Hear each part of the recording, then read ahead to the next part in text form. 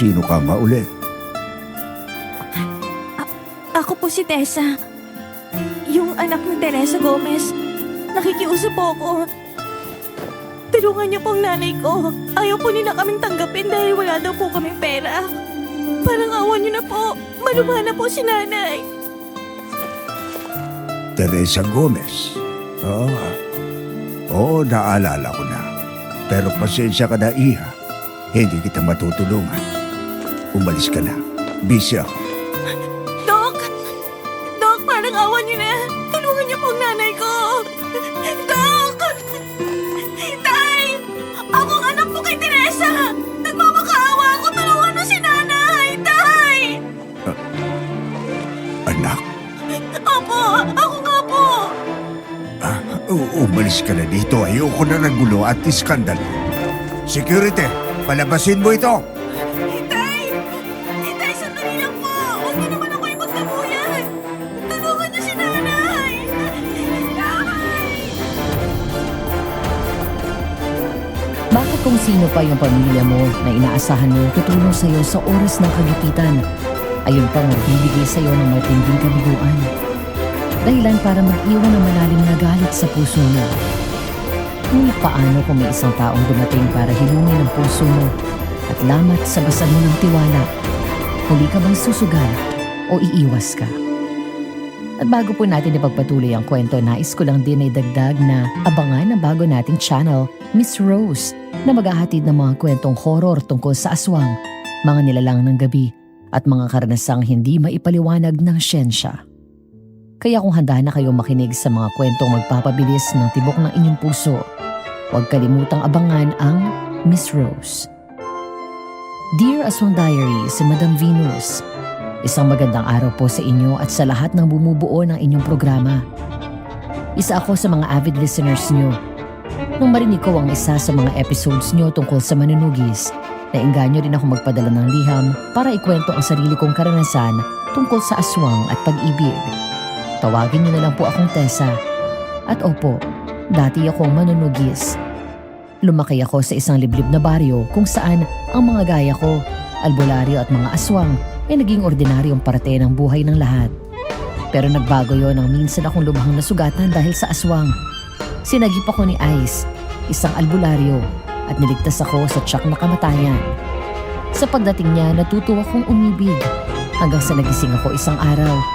Ang lahat pala ay nabuo sa isang kasinungalingan.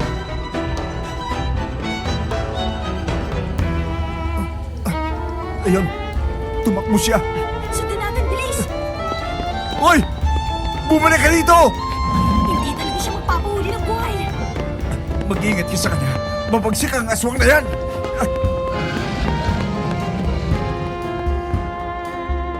Kuminto sa pagtakbo ang aswang na kanina pa namin hinahabol. Hingal na hingal ako. Nakaramdam na rin ako ng pagod. Napaigik ako sa sakit at humawak sa tagiliran. Nang tignan ko ang kamay ko, nagulat pa ako nang makitang may dugo iyon. May sugat na pala ako doon pero hindi ko namalayan. Hindi lang doon, dahil may mga kalmot din ako ng kuko ng aswang sa mga braso. Samantala hinagupit ko ang buntot ng pagi na hawak ko sa kasumenya sa aswang na lumapit. Muli itong umangil ng malakas. Sabay sugod papunta kay Gab. Pero nagulat na lang ako nang biglang kumabig ito papunta sa akin. Mabilis akong kumilos sa tumatras pero nahablot niya pa rin ako sa damit. Sabay saksak sa akin sa tiyan. Tessa! Kung mamamatay ako, isasama kitang demonyo ka! Hayop ka! Bitawan mo si Tessa! Kuya Gab, naburuhan yata ako. Kumapit ka sa akin! Bilis! Matapos saksakin sa tiyan ng aswang, akma akong kakagatin ito. Pero mabilis na kumilos si Gab at sinaksak ito mula sa likod. Sa kanya hinila ang aswang palayo sa akin at sinaksak pa ulit nito sa leeg. Kasabay ng pagbagsak ng aswang ay sunod akong bumagsak sa lupa. Nag-aalalang binuhat agad ako ni Gab. Pagkatapos ay tumakbo siya ng mabilis palabas ng gubat. Ang naalala ko lang ng gabing yun ay nanginginig ang buong katawan ko sa lamig. Habang nakahawak ako sa tiyan ko na walang tigil ang pag-agos ng dugo. Pakiramdam ko'y mawawala na ako ng malay anumang oras. ilang sandali pa ay nakalabas na kami ng gubat at narinig ko na lang na biglang sumigaw si Gab. Bahagya akong pumikit na masilaw ako sa liwanag at narinig ko na lang ang tunog ng sasakyang huminto. Tulong! Tulungan niyo kami! Ano nangyari sa kanya? Nasaksak siya. Medyo malalim ang sugat niya. Marami na siyang nawalang dugo. Sige, isakay mo siya sa loob. Ayoko. Ayoko ng doktor. Huwag mo akong dalhin sa doktor. Ha? Hindi. Hindi sila doktor. Ano sila? Mga albularyo. Patayin mo na ako. Kaysa dalhin niyo ako sa ospital. Hindi ka nga sa ospital dadalhin. Pare, sige na. At kausapin mo siya para hindi siya makatulog. Tessa, huwag kang matutulog ha. Tessa? Tessa!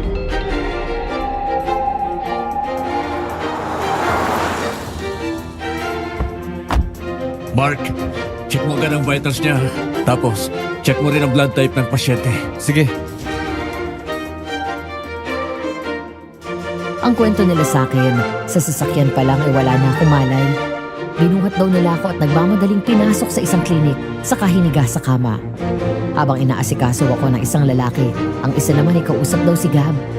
Hinila pa raw nito ang lalaking tumulong sa kanila sa isang sulok. Doktor po ba kayo? Oo, huwag kang mag-alala. Kami ang bahala sa kanya. Dok, may isa lang akong pakiusap. Huwag niyong sasabihin sa kanya na doktor kayo. Lalo na kapag gumising na siya. Tsaka magpupumilit siya na umalis dito kapag nagising siya bukas. Bakit naman niya gagawin yun? Malaki ang galit niyan sa mga doktor eh. Pagkagalitan ako niya kapag nalaman niya na hinayaan kong dalhin siya dito sa klinik. Kaya ba sinabi mo na albularyo ako? Opo, baka pwede habang hindi pa siya magaling. Sakyan niyo na lang muna ang sinabi ko. Matigas ang ulo niyan eh. Kahit gamot, hindi niya iinom eh. Maliban na lang sa mga herbal plants. Sige. Ako nang bahala. Salamat po, Dok ha. Ako pala si Gab. Ako naman si Ice. Siya si Mark. Ice, kailangan niya masalinan ng dugo. Pare, kaya mo bang pumunta sa ospital sa bayan? Marunong ka bang magmaneho? Opo, Dok. Ibigay mo sa kanila yung papel na ito. Alam na nila ang gagawin dyan. Sabihin mo, inutusan ka ni Dr. Ice Villanueva. Gamitin mo yung sasakyan sa labas. Opo, Dok. Alis na ako ngayon din. Sige, mag-iingat ka.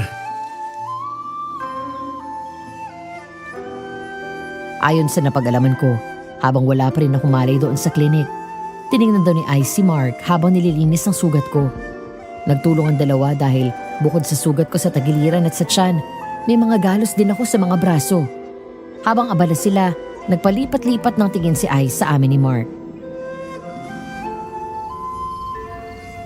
Ano kaya nangyari sa kanya? Tingnan mo ang mga sugat niya, oh. Parang marka ng mahabang kuko. Mabangis na hayop. Pwede ring aswang. Naniniwala ka doon? Pero sa bagay, may naririnig na nga akong usapan ng mga pasyente tungkol sa aswang.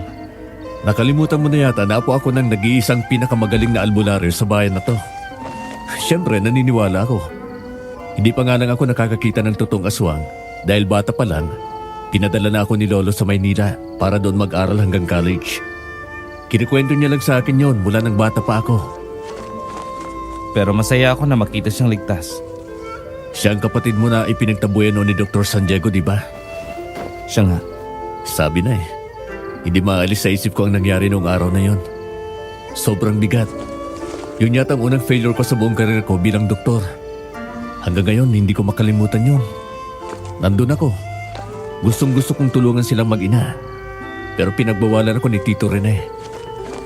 Bago pa lang ako noon. Ano bang magagawa ko?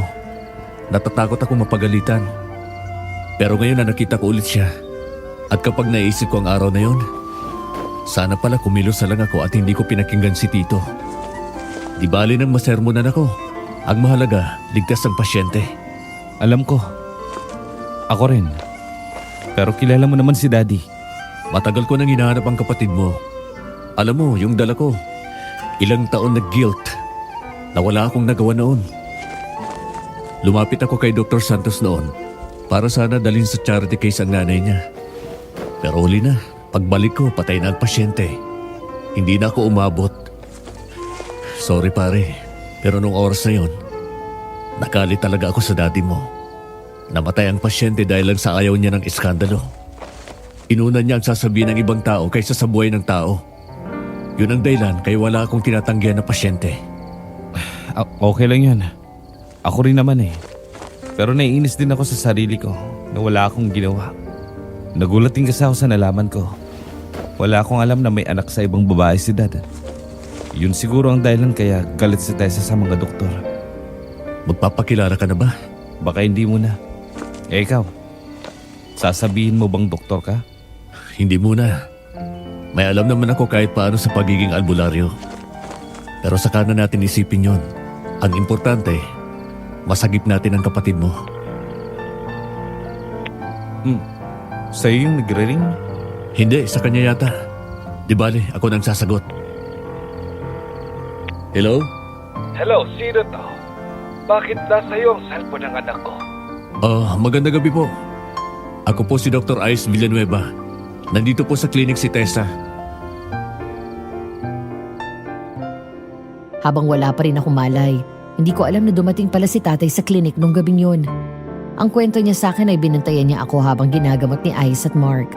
Kinabukasan habang naghihintay sila na magising ako, sa labas ng kwarto ay lihim na nag-usap ang tatay at ang dalawang doktor. Kumusta na po ang lagay ni Tessa? Medyo marami ang dugo na nawala sa kanya. Mabuti na lang at nakabalik agad dito si Gab at nasalinan siya. Malalim ang mga sugat niya, pero magpasalamat tayo dahil sa kabila nun ay walang na-damage na internal organs. Kundi talagang itinakbo namin siya sa ospital. Salamat po, Doc. Hindi ko alam kung ano ang gagawin ko kung may nangyaring masama sa kanya. Mabuti na lang at may ganitong klaseng clinic dito sa bayan. Moderno at kahit papano ay kumpleto ang medical equipment ay maaasahan sa mga ganitong emergency. Bilhin niyo na lang po ang mga nireseta naming gamot para mapadali ang paggaling niya. Doc, hindi ko alam kung nabanggit na ni Gab. Ang problema niyan talaga ay kapag nagising siya. Huwag kayong mag-alala. Nasabi na po niya, tutulungan ko kayo. Handa akong magpanggap na albularyo hanggang sa mabago ko ang imahe namin mga doktor sa kanya. Alam mo, Doc, kagabi ko pa iniisip yung pangalan mo at mukha mo. Pamilya. Saan ba tayo nagkita? Ako po yung doktor na lumapit sa inyo noon nang dalhin niyo sa ospital ang asawa niyo, pero tinanggihan. Ako po yung sinubukan kayong ilapit sa charity. Bagong doktor pa lang po ako noon . Oo, ikaw nga. Hanggang ngayon ay hindi ko pa rin nakakalimutan ang araw na yon. Sa lahat ng doktor doon, ikaw lang ang nagpakita ng malasakit sa amin. Ay, sayang lang at sumuko kagad ang katawan ng asawa ko. Wala naman po akong nagawa noon . Kaya ngayon, hayaan niyo na po akong alagaan si Tessa. Hayaan niyong gawin ko ang tungkulin ko sa kanya bilang doktor na ipinagkait sa asawa niyo. Ay, salamat po, Doc. Nang mga sandaling yon, habang nasa labas sila, doon ako unti-unting nagising. Nagulat ako nang makita ko ang paligid ko. May dextrose na nakakabit sa kamay ko. Nakahiga ako sa hospital bed at may mga kagamitan sa ospital ang nakikita ko. Nang sinubukan kong tumayo ay dumaing ako ng malakas nang maramdaman ng sakit. Hanggang sa pumasok ang dalawang lalaking hindi ko kilala. Ang isa'y nakasuot ng puting lab gown at ang isa'y nakasuot ng maong na pantalon at t-shirt. Naabutan nila akong inaalis ng dextrose kaya agad nila akong pinigilan.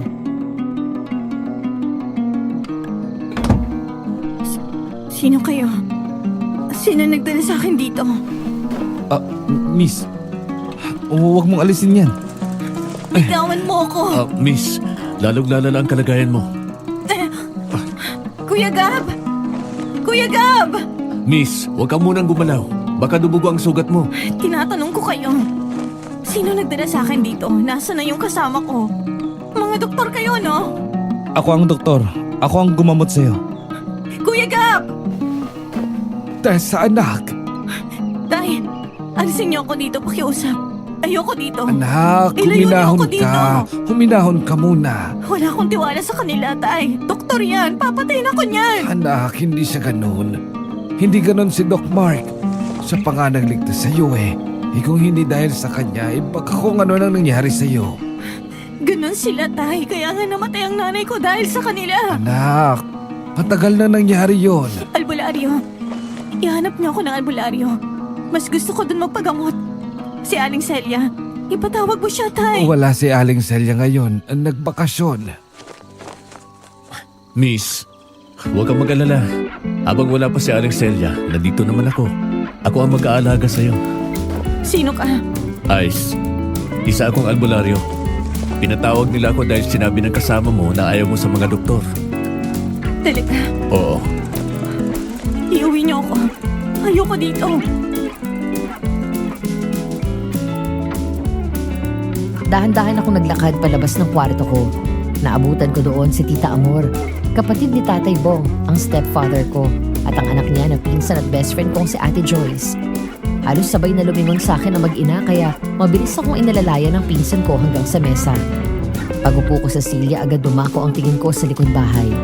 Mula doon sa kinauupuan ko ay nakabukas ang pinto sa kusina at natanaw kong nagsisibak ng kahoy si Ice. Agad kong napansin ang pangangatawan niya. Fit at athletic, kaya maganda ang hubog nito. Mukhang alaga sa workout. Bukod doon, medyo mapusyaw ang kulay ng balat niya. Sa madaling salita, di siya mukhang albularyo. Bahagyang nanlaki ang mata ko nang biglang lumingon sa akin si Ice at humiti, kaya mabilis akong bumawi ng tingin.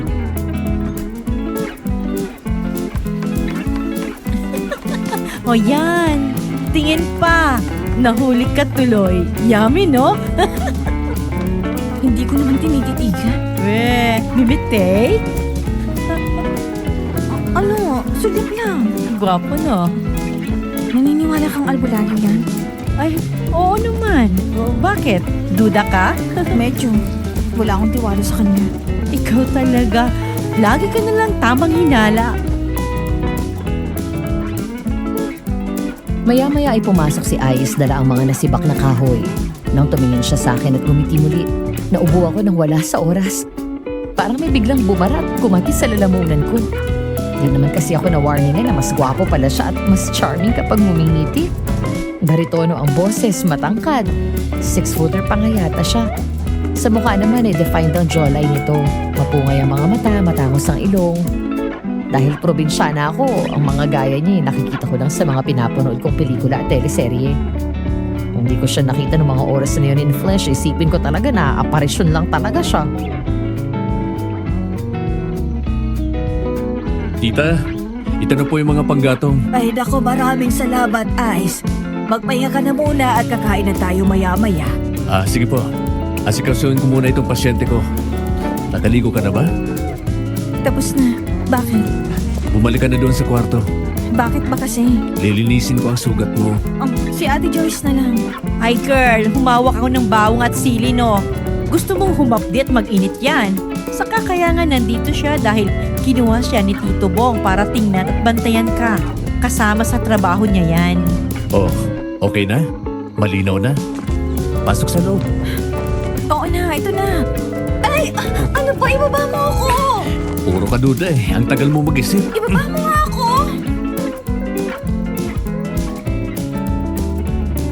Bahagya pa akong napaatras nang lumapit sa akin si Ice at tumayo sa harap ko na wala pa ring suot na pang-itaas. Nagulat ako nang bigla niya akong buhati na para bang bagong kasal kami at dinala ko sa kwarto. Pagkatapos ay maingat niya akong nilapag sa kama. Kumuha siya ng silya at doon na upo. Bahagya akong nailang nang siya mismo ang nagtaas ng damit ko at dahan-dahang inalis ang gasa. Nilinisan niya muna yon at pinahira ng alkohol ang paligid ng sugat ko. Pagkatapos ay nagdikit siya ng mga halamang gamot. Mag-behave ka nga. Para kang bata. Ang tigas ng ulo mo. Wala pa ako nakitang albularyo na gumamit ng alcohol sa paglinis ng sugat. O ngayon, nakakita ka na. Wala namang batas na nagsasabing bawal gumamit ng alkohol. After all, ang alcohol ay part ng personal hygiene natin. Lalagyan ko ng betadine. Baka naman questionin mo pati ito. Strategy ko na to. Ang paghahalo ng makaluma at modernong pamamaraan ng panggagamot. Effective naman. Sigurado ka bang albularyo ka? Eh ako, sigurado ako. Ikaw lang naman ang nagdududa dyan eh. Pilosopo ka, no? Sabi nga nila, bakit ba tamang hinala ka lagi? Naninigurado lang ako na hindi ka doktor. Dahil nandun ka sa klinik kahapon. Eh siyempre nandun ako. Pinapunta ako doon ni Tatay Bong eh. Saka kung sakali naman na doktor ako, eh ano? Bakit ba masyado kang allergic sa mga doktor? Namatay ang nanay ko dahil sa kapabayaan ng mga ospital na pinagdala namin sa kanya. Pagkatapos tinalikuran ako ng tatay kong doktor. Mabubuhay pa sana si nanay kung hindi kami pinagpasapasahan eh. Ah, kaya pala ganun na lang kung isuka mo sila. Masisisi mo ba ako? Ikinarulungot ko na ganun ang nangyari sa'yo. Naniniwala ako na walang sino man ang deserve na makaranas ng ganun. Lalo na mula sa mga ospital at doktor na dapat ay tumutulong na sagipin ang buhay ng mga tao. Pero Tessa, hindi lahat ng doktor ay gaya ng tatay mo. Hindi lahat ng ospital ay gaya ng mga ospital na nagtaboy sa'yo. Kung lahat sila ganun, wala ka na dito. Malalim ang sugat mo at marami ang dugong nawala sa'yo. Hindi ka masasalina ng dugo ng albularyo. Kahit ako, hindi ko kaya yun eh. Kung pinabayaan ka ni Doc Mark, patay ka na. Wala namang masama kung mas gusto mo ang natural na pamamaraan ng panggagamot. Pero kailangan mo ring aminin na may mga issues sa katawan natin na limitado ang kalaman naming mga albularyo. Hindi masasamang tao ang mga doktor para lahatin mo. Nagkataon na gano'n ang ugali ng tatay mo at doktor siya. Ito naman ang dami ng sinabi. Pero alam mong totoo lahat yun. Pero maiba tayo. Manunugis ka daw? Oo. Kaya nga ako nagkaganito. May hinabol akong aswang. Tapos ayun, puruhan ako. Kailan ka nagsimula sa ganyan? Manunugis din kasi ang lolo ko. Bali tatay siya ng nanay ko. Bata pa lang ako. Tinuturuan niya na ako kung paano makipaglaban. Eh mainang tuhod ni Tatay Bong. Nakita mo naman dito sa amin, liblib. May mga pasulpot-sulpot na aswang dito. Walang ibang magtatanggol sa amin kundi ako. Hanggang sa ginawa ko ng kabuhayan. May bayad dyan? Oo naman no. Depende sa aswang. Yung karaniwang aswang, 5,000. Kailangan mapatay ko sila bago ako bayaran. Kapag manananggal, bangkilan, o yung iba pa gaya ng tiyanak, nasa 10,000 yan. Mahirap kaya silang patayin ang liliksi. Akala mo nakalaklak ng energy drink. Pero isang aswang lang yun ah. Kapag 2 o 3 napatay ko. Doble o kaya triple din ang bayad sa akin. Kapag mga gabunan, nasa 15 pataas yun. Hirap kalaban yun eh. Ang mahal naman? Ba, buhay kong tinataya ako kakahabol sa mga impaktong yun. Natural malang sisingilin ko. Eh paano kung binarat ka? Lalayasan ko sila syempre.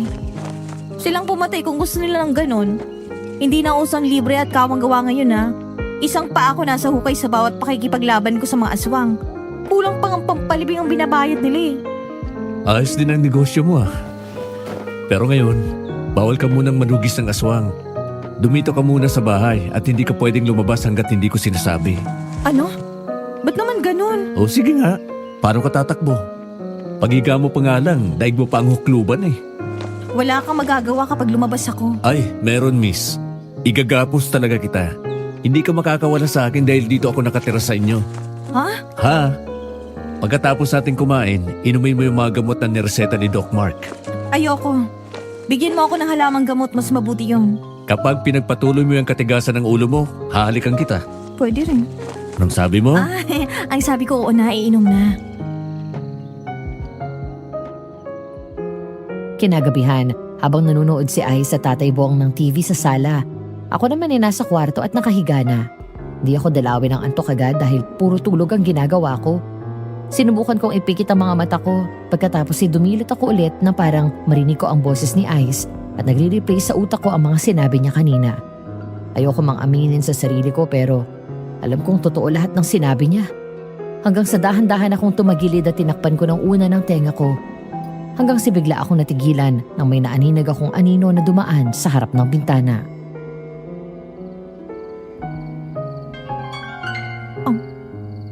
Sino yan? Sino yan? Oh, ang langis. Kumukulo. Tessa! Sino ka?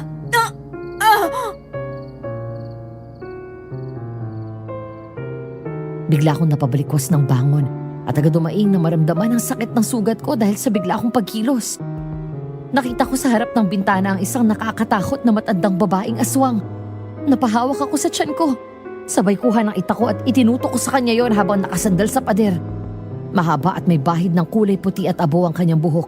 Maitim, may kulubot na balat sa nose bridge at gilid ng mata. Kapag nakangisi, lumalabas ang ngipin nitong may mga itim-itim at pangil na matalas. Habang ang mata niya nanlilisik.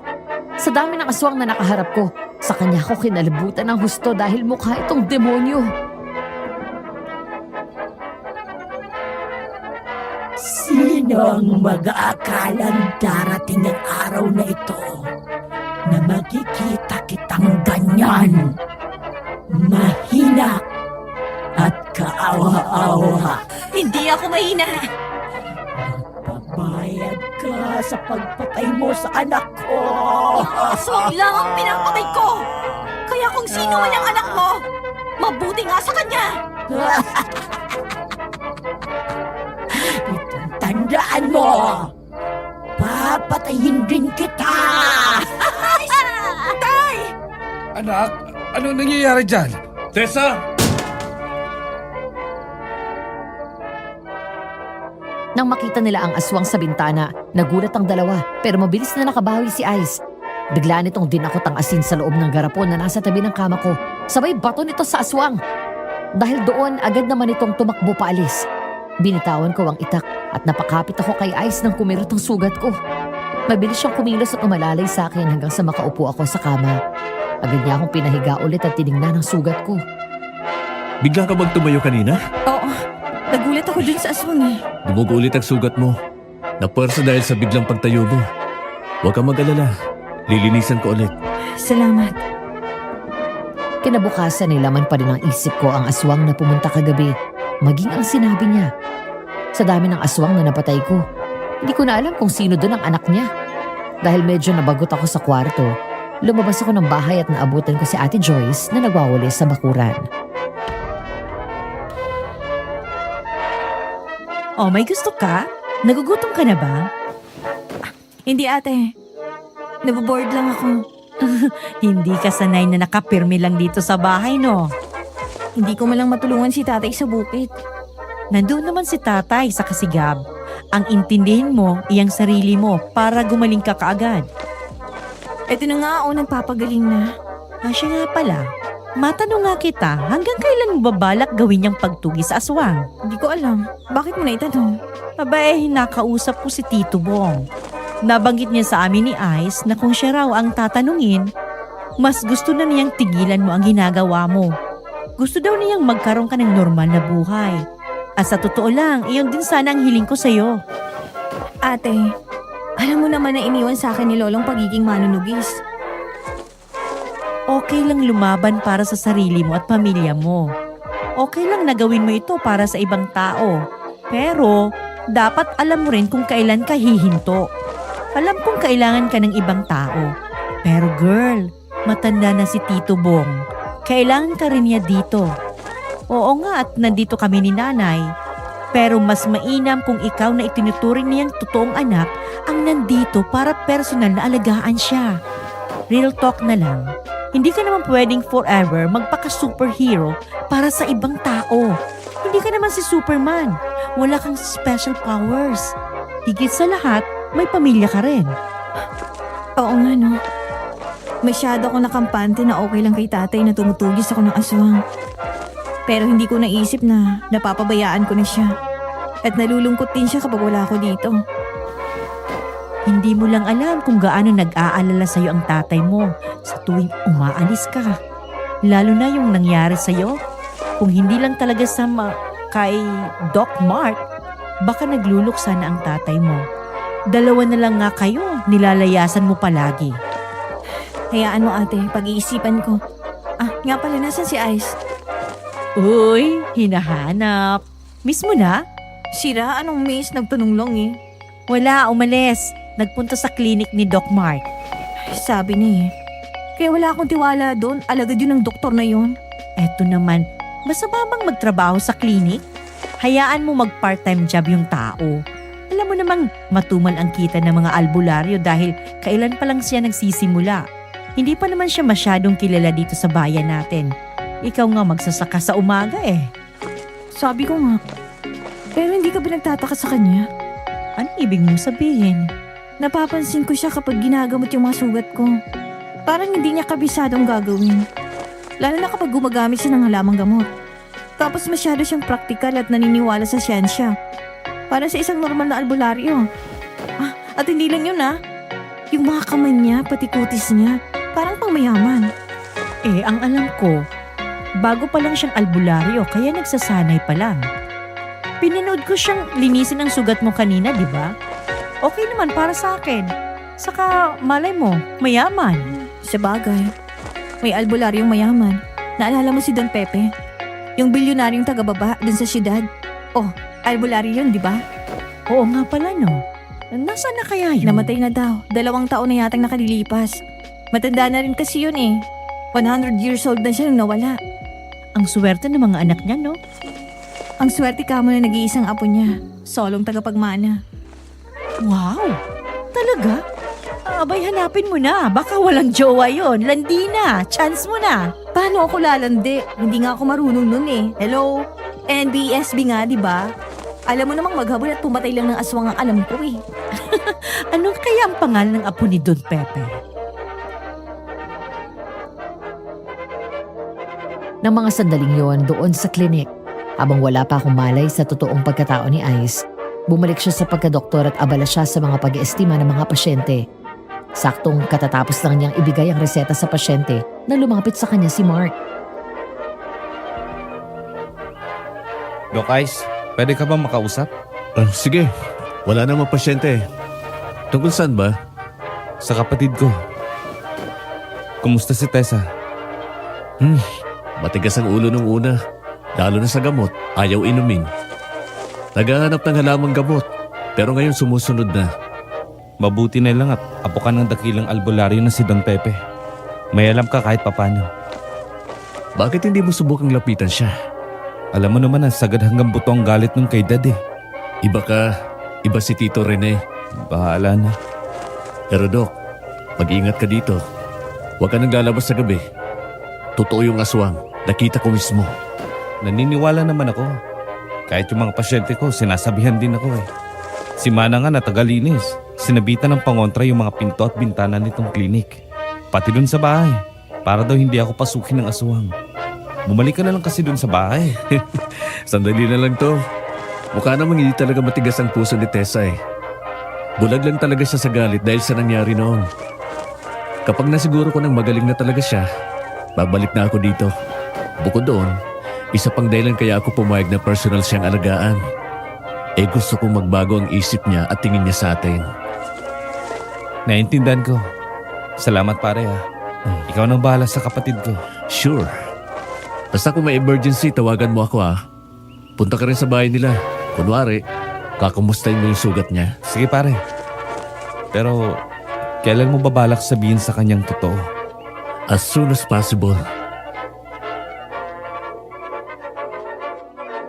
Sa pagdaan ng mga araw ay unti-unti nang bumubuti ang pakiramdam ko. Mas nakakakilos na rin ako ng maayos. Habang tumatagal na mas nakakasama ko si Ice at mas nakikilala ko siya, napagtanto ko na rin na di naman pala talaga siya nakakainis. Mabait, makulit, at gentleman ang mokong na yun. Ngayon masaya na akong nakakasama siya. May mga pagkakataon na kapag nawawala siya sa paningin ko, hinahanap ko siya. Di ko alam kung anong mayroon kay Ice pero pakiramdam ko, parang nahuhulog na yata ang puso ko sa kanya. Isang araw, naiwan kaming dalawa doon sa kubo habang nasa bukid si Tatay Bong, Tita Amor at Ate Joyce. Kasama rin nila ang sidekick ko kapag manunugis ng aswang na si Kuya Gab. Panahon kasi ng anihan ngayon kaya abala sila sa pag-aaning ng palay at iba pang mga gulay na tanim namin. Tessa? Nandito ako sa likod. Halika. Kain na tayo. Anong ginagawa mo dyan? Nag-aasa ng itak. Naboboard ako eh. Mamaya na yan. Lalamig ang pagkain. Napilitan akong iwan ang ginagawa ko at agad na naghugas ng pinggan. Paglapit ko sa mesa, natigilan ako nang makita ang masarap na Chinese food. May fried rice at mga dumplings. Natakam ako. Isang tingin pa lang, masarap na. Pero nagtaka rin ako dahil mukhang mahal ang mga yun. Kunot-noo akong tumingin sa kanya. Oh, bakit? Binili mo to? Oo, ayaw mo ba? Gusto. Pero ang mahal nito, di ba? Kilala ko itong restaurant na ito. Doon to sa bayan, mahal dito. Oo nga. Bakit parang gulat na gulat ka? May pambili naman ako eh. Sandali nga, mag-usap tayo. Usap tayo habang kumakain. Oh, maupo ka na dyan. Pinanood ko si Ice habang inaasikaso niya ako. Pinaglagay niya ako ng pagkain sa pinggan, pati ang paglalagay ng straw sa inumin ko, siya pa rin ang gumawa. Di ko lang masabi sa kahit sino pero nito mga huling araw, hindi kami nagbabangayan. Narealize ko kung gaano siya kabait. Iba ang malasakit niya sa tao. Lahat ng pwedeng tulungan, tinutulungan niya. Madali pa rin sa kanyang maging malapit sa mga tao. Palaging nakangiti at tumatawa. Balita ko nga kay Ate Joyce, marami raw mga dalaga dun sa amin ang nagkakagusto kay Ice. Hindi ko naman sila masisisi dahil totoo namang gwapo siya. Pero ang mas lalong nagpapagwapo sa kanya, yung kanyang mabuting puso. Umamin ka nga sa akin. Mayaman ka ba? Oo. Albularyo ka, di ba? Tapos mayaman ka. Ah? Oo. Bakit? Kailangan ba kapag albularyo mahirap? Yung tipikal na nakatira sa kubo, ganon? Sa pagkakaalam ko. Well, surprise! Iba sila. Basta nung iba ako. Mayaman ka pala eh. Bakit ka nagtsatsaga sa pagiging albularyo? Wala naman akong balak na gawin ito habang buhay. Gusto ko lang na mas matuto. Sanayan ang itinuro sa akin ng lolo ko. Pero syempre, may iba rin akong trabaho. Inaasikaso ko yung farm na iniwan niya sa akin at ibang negosyo niya. Astig ka pala eh. Gusto mong sumama sa akin? Saan? Ipapasyal kita sa amin. Ha? Alam ko naman na bored ka na dito. Sige. Oh, sige. Basta kumain ka ng mabuti, tapos uminom ng gamot. Matapos namin kumain ay tinulungan ko siyang magligpit ng pinagkainan namin. Ang mga natira ay tinakpan namin sa mesa para kina tatay. Habang ako naman ay nag-ayos na at naghanda sa pag-alis namin ni Ice. Mabuti na lang at naligo na ako kanina. Matapos magbihis ay humarap ako sa salamin. Nagplansya ng buhok, tapos kinuha ko ang makeup ko. Naglagay ako ng pressed powder sa muka, nagkilay ako, konting mascara sa pilik mata at light touch ng blush on. Naglagay rin ako ng lip tint nang bigla akong natigilan. Bakit nga ba ako nagpapaganda? Burahin ko na nga lang to. Baka sabihin ni Ice nagpapaganda ako. Tessa, Oh. tapos ka na? Ha? Oo. Halika na. Alis na tayo. Oo. Sandali na lang. Saktong pagbukas ng pinto, sabay lumingon ako sa kanya. Nakita kong natigilan si Ice at nakatitig sa akin. Ganon din ako, normal na t-shirt at pantalon lang naman ang suot niya. Pero ibang dating niya sa akin nung sandaling yun. Agad naman akong ngumiti para hindi niya mahalata na deep inside, natataranta ang puso ko. Sa halip na burahin ang makeup ko, gaya ng unang plano, di ko na yun ginalaw at tinuloy ang pag-apply ng lip tint. Nga muli akong lumingon sa kanya. Ngumiti ako at nakita kong nakaupo na siya sa paanan ng papag.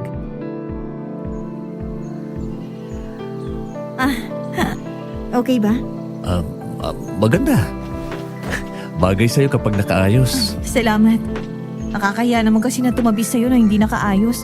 Ang pogi mo. Tapos ang dami nagkakagusto sa'yong babae. Baka sabihin ng tao kasama mo tsahin mo. Sobra ka naman sa tiyahin. Maganda ka, Tessa. Hindi naman mukhang matanda. Saka nakaayos ka man o hindi, maganda ka. Pero ang pinakagusto ko sa'yo kapag simple ka lang.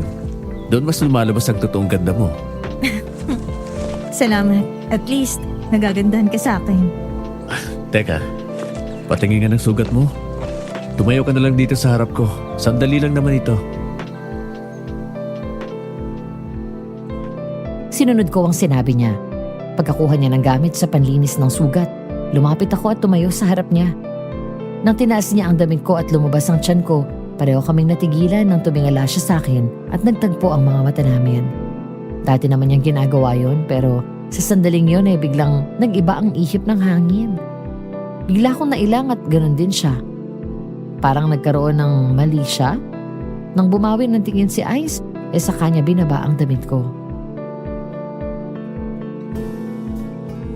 Hindi mo nalilinisan? Hindi na. Magaling na itong ibabaw ng sugat mo eh. Pero hindi ibig sabihin nun ay magaling na ang sugat sa loob ng katawan mo. Hindi ka pa rin pwedeng kumilos ng gusto. Sariwa pa yan sa loob dahil malalim ang pagkakasaksak sa'yo. Kaya mag-iingat ka pa rin. Bakit parang nagbibilin ka? Aalis ka na? Bakit? Mamimiss mo ba ako? Paano kung sabihin ko sa'yo oo? Akala ko ba galit ka sa akin? Dahil sumasama ako palagi kay Doc Mark. Pwede namang magbagong nararamdaman, di ba?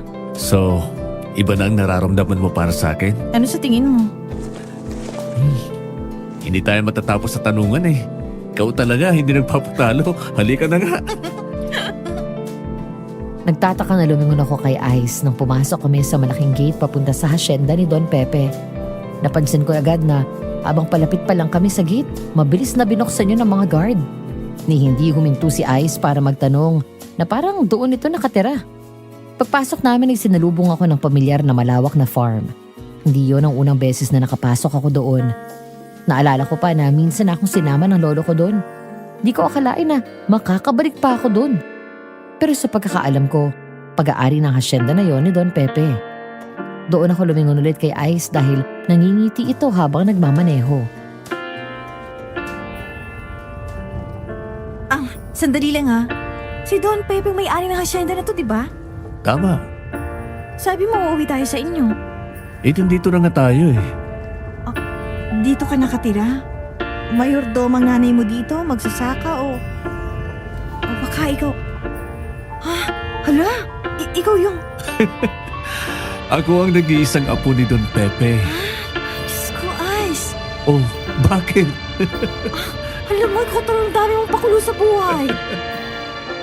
Hindi pa rin ako nakakabawi sa pagka-shock nang malaman ko. Nang ilang sandali pa'y dumating kami sa isang magandang farmhouse na halos sing laki ng mansyon. Pagbaba pa lang namin ng sasakyan ay agad na bumukas ang pinto sa main door at sinalubong kami ng 3 kasambahay. Bigla akong nanliit. Sino ba naman kasing mag-aakala na ang albularyong pogi at pilosopo na dati kong kaaway misteryosong apo pala ni Don Pepe. Kahit kilala ito sa buong bayan, walang nakakaalam ng totoong katauhan o kahit ng pangalan ng apo ng pumanong na albularyo. Siguro nga dahil sa estado nito sa buhay at sa laki ng yaman nito. Good afternoon, po, sir. Welcome back po. Dito po ba kayo kakain ng hapunan? Oo. Ilabas mo yung seafood sa freezer. Tapos ihanda mga ingredients ng pasta. Ako ang magluluto. Tessa, halika sa loob. Pasok. Ayoko, nahiya ako. Para kang sira. Bukod sa kanila, wala naman akong kasama dito. Halika na. Kasi naman eh. Natawa si Ice. Pagkatapos ay biglang hinawakan ng kamay ko ng mahigpit, saka ako hinila papasok sa bahay. Nahihiyang ngumiti ako sa mga kasambahay na nakangiti ng bumati sa akin. Mula doon ay hindi na binitawan ni Ice ang kamay ko. Inikot niya ako sa buong bahay. 2 palapag yun at may indoor terrace pa kung saan tanaw mula doon ang living room, dining room at maging ang formal kitchen. Pinakita niya sa akin ang isang kwarto kung saan kumpleto ang mga gamit ng isang albularyo. May malaking picture pa doon si Don Pepe. Meron din dong mga armas na ginagamit sa pakikipaglaban sa mga aswang. Pagkatapos ay dinala niya ako sa garden na maraming tanim na halaman na namumulaklak. Meron din dong malaking swimming pool. Sumakay pa kami ng kabayo at inikot niya ako sa taniman nila at sa kwadra.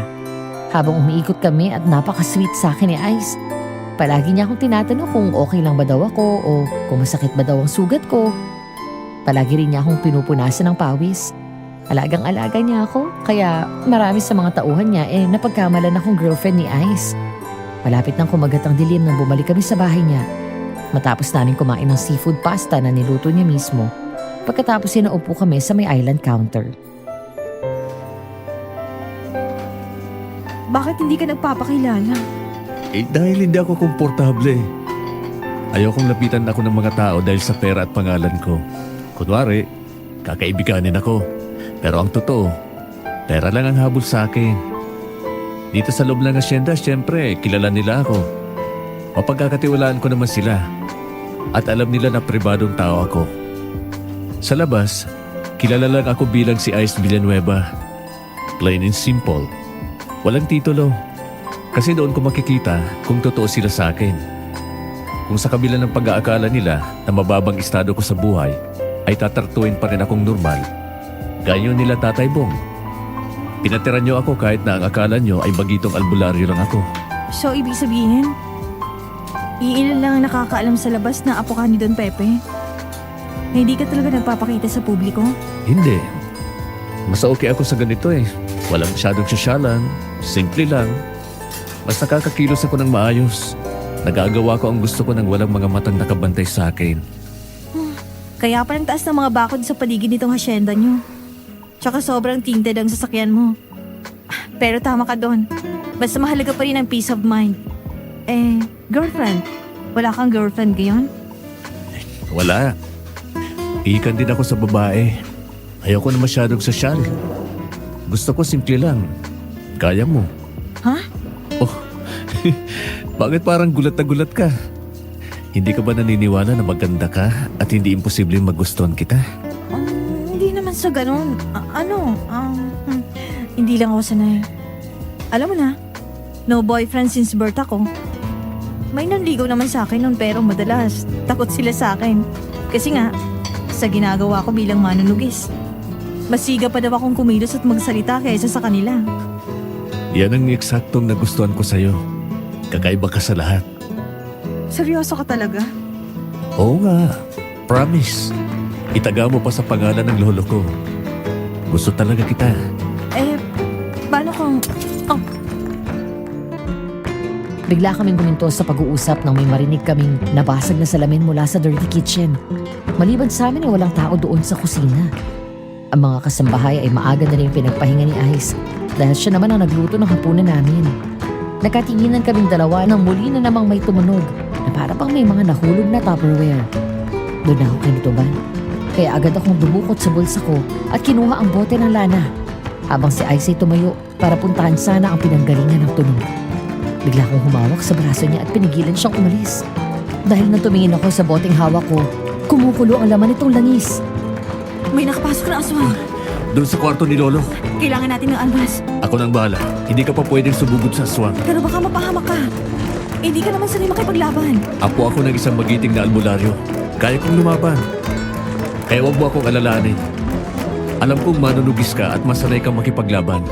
Pero mahina ka ngayon. Gagamitin lang ng aswang yan laban sa'yo. At baka mapahamak ka lalo. Hindi na ako nagpumilit dahil tama ang lahat ng kanyang sinabi. Nagmamadali kaming pumunta sa kwarto ni Don Pepe sa second floor. Kinuha ni Ice ang baril na nasa ibaba ng cabinet at kinuha ang magazine na puno ng bala. Pagkatapos ay kinuha rin niya ang isang military knife. Ako naman ay kinuha ang isang garapon ng asin na may abo at ang buntot pagi. Pagkatapos ay saka kami lumabas ng kwarto. Pero hindi pa man kami nakakalayo. Mula sa katabing silid, nagulat kami nang biglang lumabas ang aswang. Siya ang aswang na unang nagpakita at nagbanta sa akin doon sa bahay. Tessa! Doon ka sa tabi! Bilis! At nagsama ang dalawang apo ng magigiting na albularyo na sina Don Pepe at Mang Isko. Mabuti kung ganon. Dahil wala na ang dalawang matandang yon. Kayo na lang ang sisingilin ko sa kasalanan nila. Idadagdag ko sa kasalanan mo sa akin, babae ka! Masyado kang madalag para sa isang aswang! Sumugod ka dito, animal ka! Magkasing yabang kayo ng lolo mo! At sumugod nga ang aswang. Pero bago pa nito malapitan si Ice, agad ko siyang binato ng asin na may abo, sabay hagupit ng buntot pagi. Malakas na sumigaw ang aswang at bahagyang umatras. Pagkatapos si dalawang magkasunod na binaril ni Ice ang aswang. Tumama ang isang bala sa balikat nito, pero hindi yun bumuon sa kanyang katawan at dumaplis lang. Muling binaril ni Ice ang aswang. Tinamaan ulit ito sa dibdib, kaya muli itong bumagsak at nang hihinang humawak sa tama niya. Sa kabila nito ay nagawa pa rin niyang tumawa. Kung ang mga lolo nyo ay hindi ako napatay, kayo pa kaya? Huwag mo ko tamunin!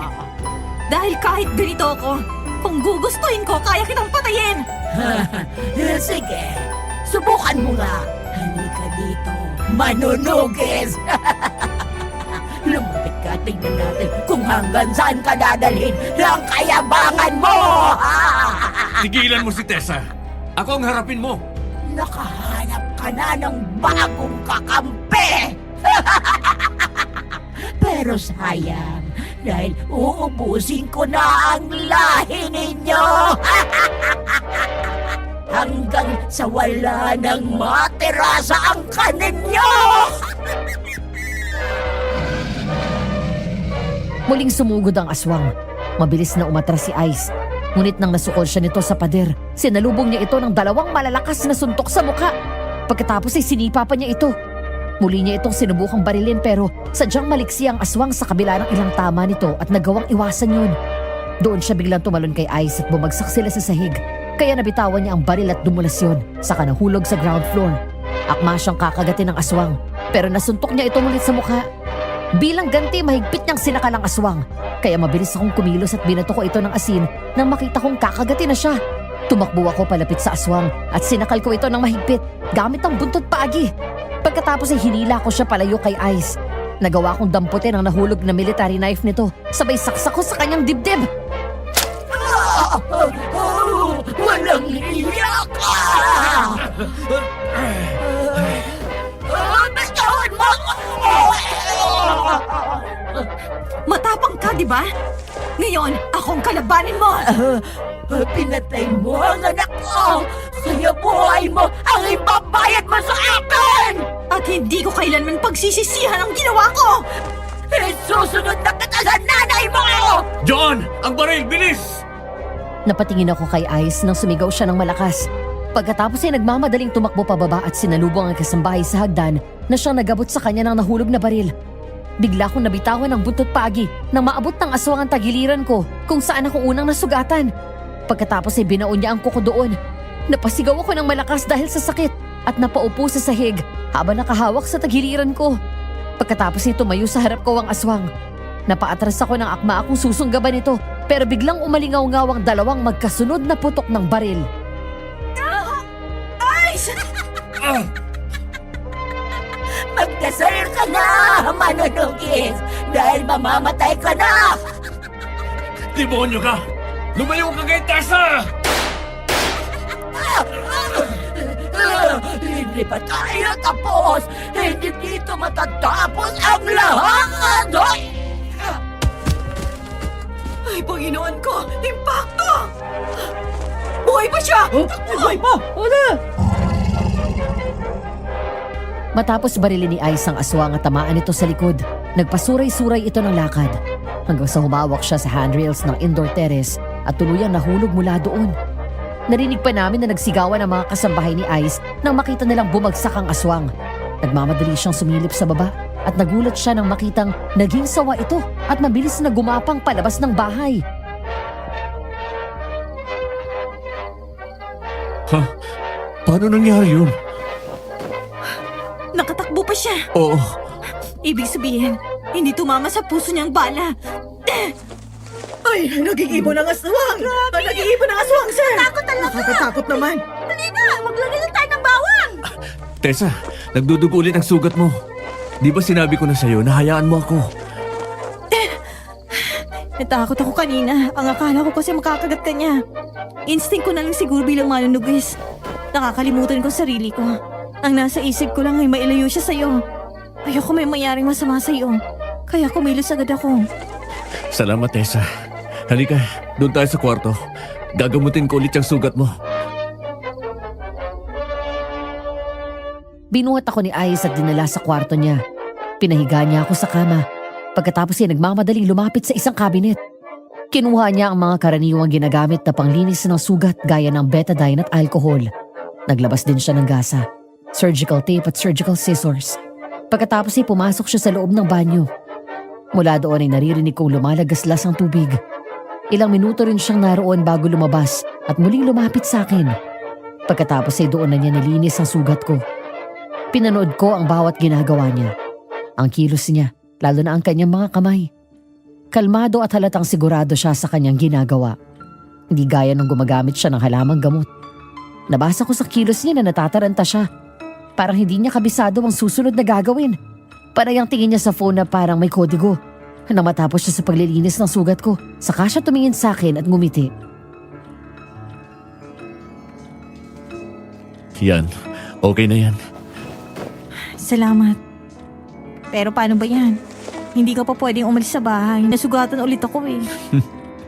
Sinadya mo yata ito para hindi ako umalis eh.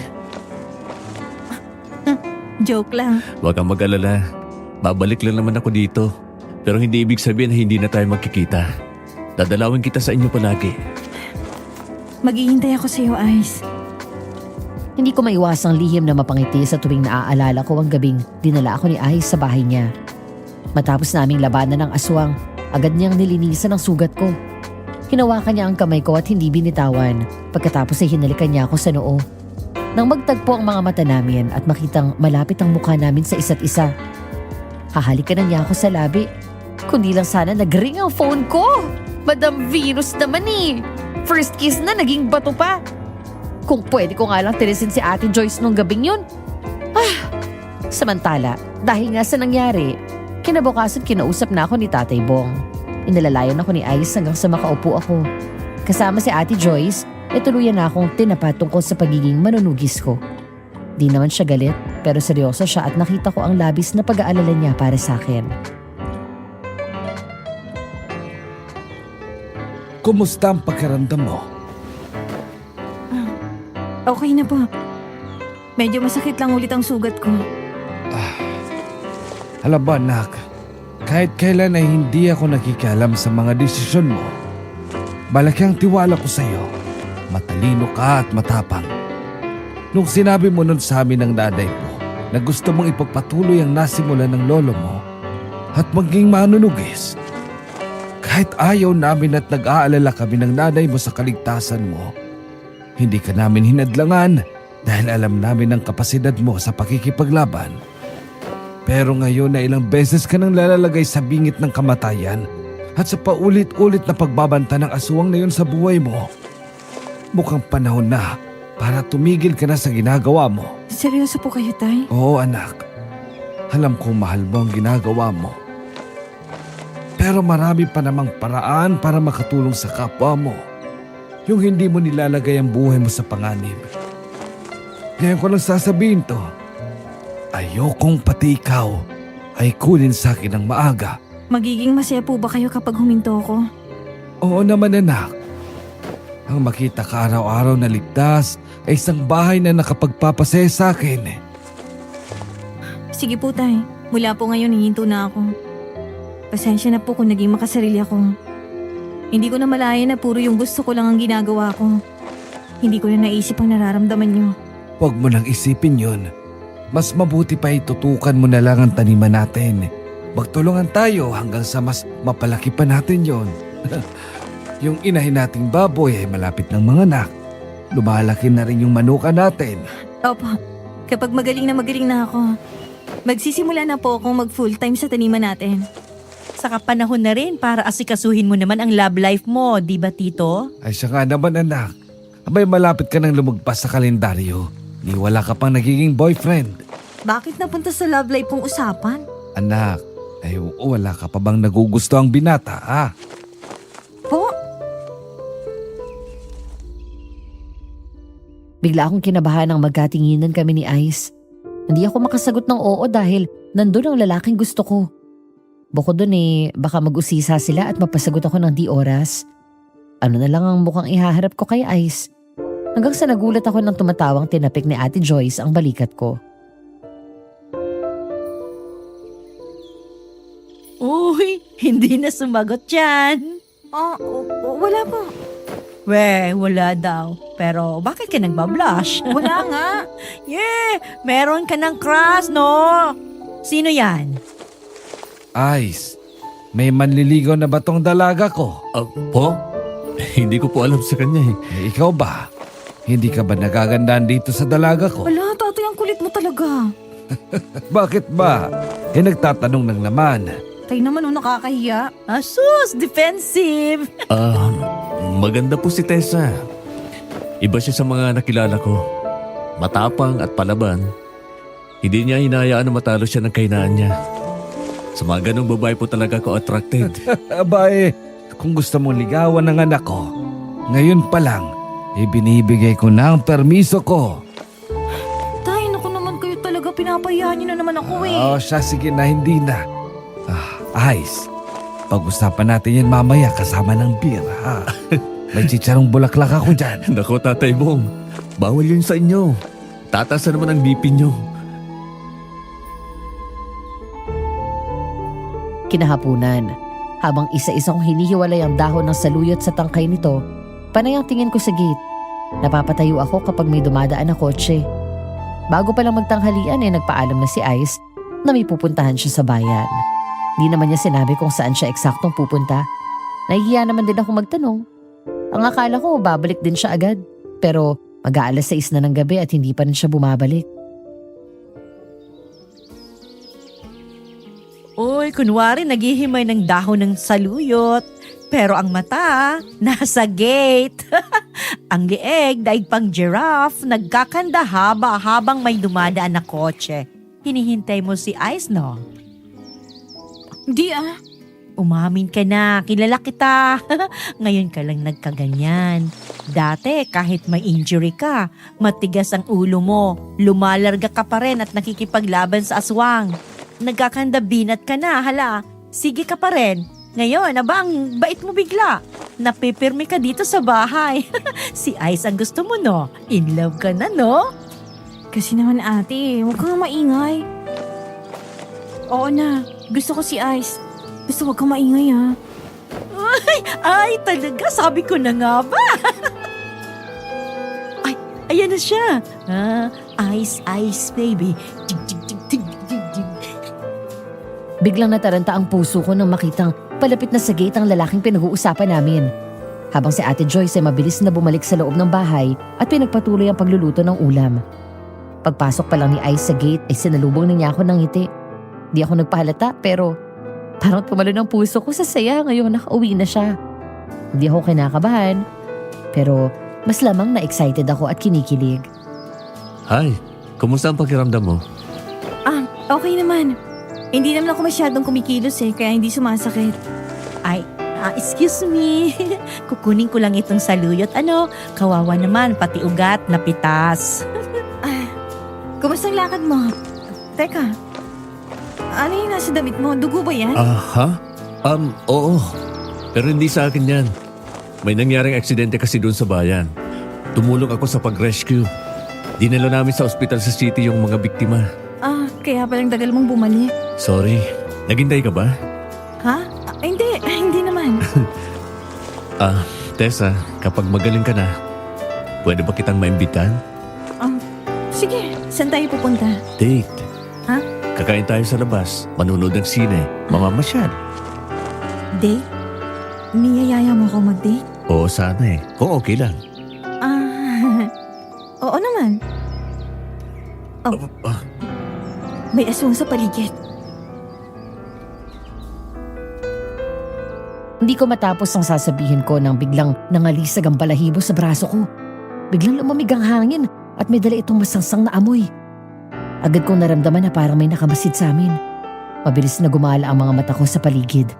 Nang sinubukan kong tumayo, mabilis na umalalay sa akin si Ice. Naglakad ako sa bakuran hanggang sa makarating ako sa gitna.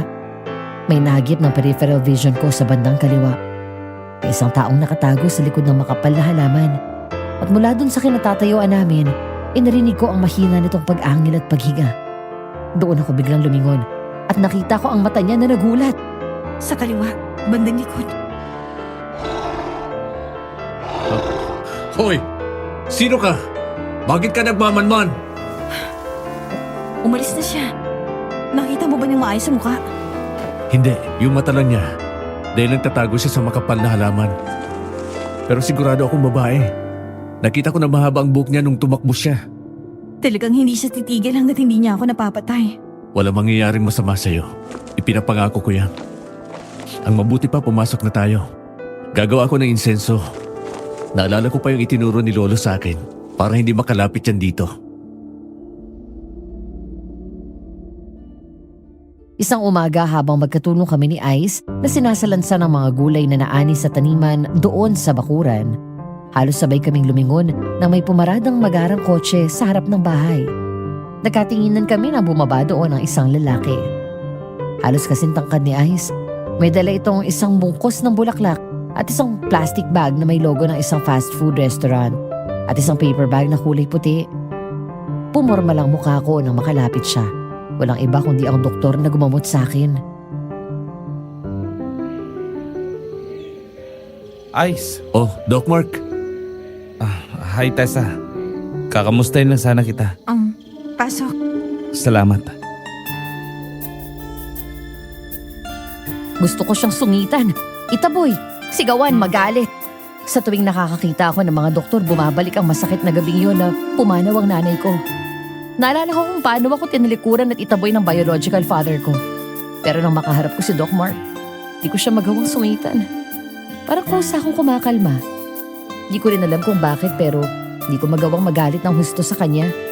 Mas lamang na naiilang ako pero panatag ang kalooban ko. Medyo nalito lang ako kung bakit siya may dalang bulaklak. Kumusta ka na? Ang sugat mo, magaling na ba? Ayos naman. Pagaling na rin sana, kaya lang. Napalaban din naman ako sa aswang dun sa bahay nila Ice. Kaya nagdugo ulit. Pero wala na to, pagaling na rin to. Mabuti kung ganun. Siya nga pala, para sa'yo. Itong bulaklak sa kapagkain. Sabi ni Ice, ito raw yung paborito mo eh. Fried chicken with spaghetti. Tapos ito naman, medical supplies. Salamat. Hindi mo na kailangan mag-abala ng ganito. Tessa, pwede ka bang makausap? Hindi ito tungkol sa sugat mo. Tungkol ito sa nangyari noon sa nanay mo. Natigilan ako sa narinig ko. Nakaramdam ako ng pamilyar na bigat sa dibdib. Pero naroon din ang pagtataka ng banggitin ni Doc Mark ang nangyari sa nanay ko. Itatabi ko dapat siya pero tumingin ako kay Ice. Agad ko naalala ang mga payo niya sa akin. Kaya huminga ako ng malalim at kinalma ko ang sarili ko. Pagkatapos ay isa ka ako sumagot. Anong tungkol kay nanay? Humihingi ako ng paumanhin sa nangyari sa kanya. Daron ako sa ospital na yon nang dumating ka. Wala akong nagawa dahil gulat na gulit ako nang magpakilala kang anak ni Dad. Sandali. Dad, anong ibig mong sabihin? Anak ako ni Rene Santiago. Ako ang kasama niya nang lumapit ka sa kanya. Magkapatid tayo, Tessa. Nandun ka? Nandun ka pero hinayaan mo lang na ganunin ako ng tatay mo. Nagulat din ako, Tessa.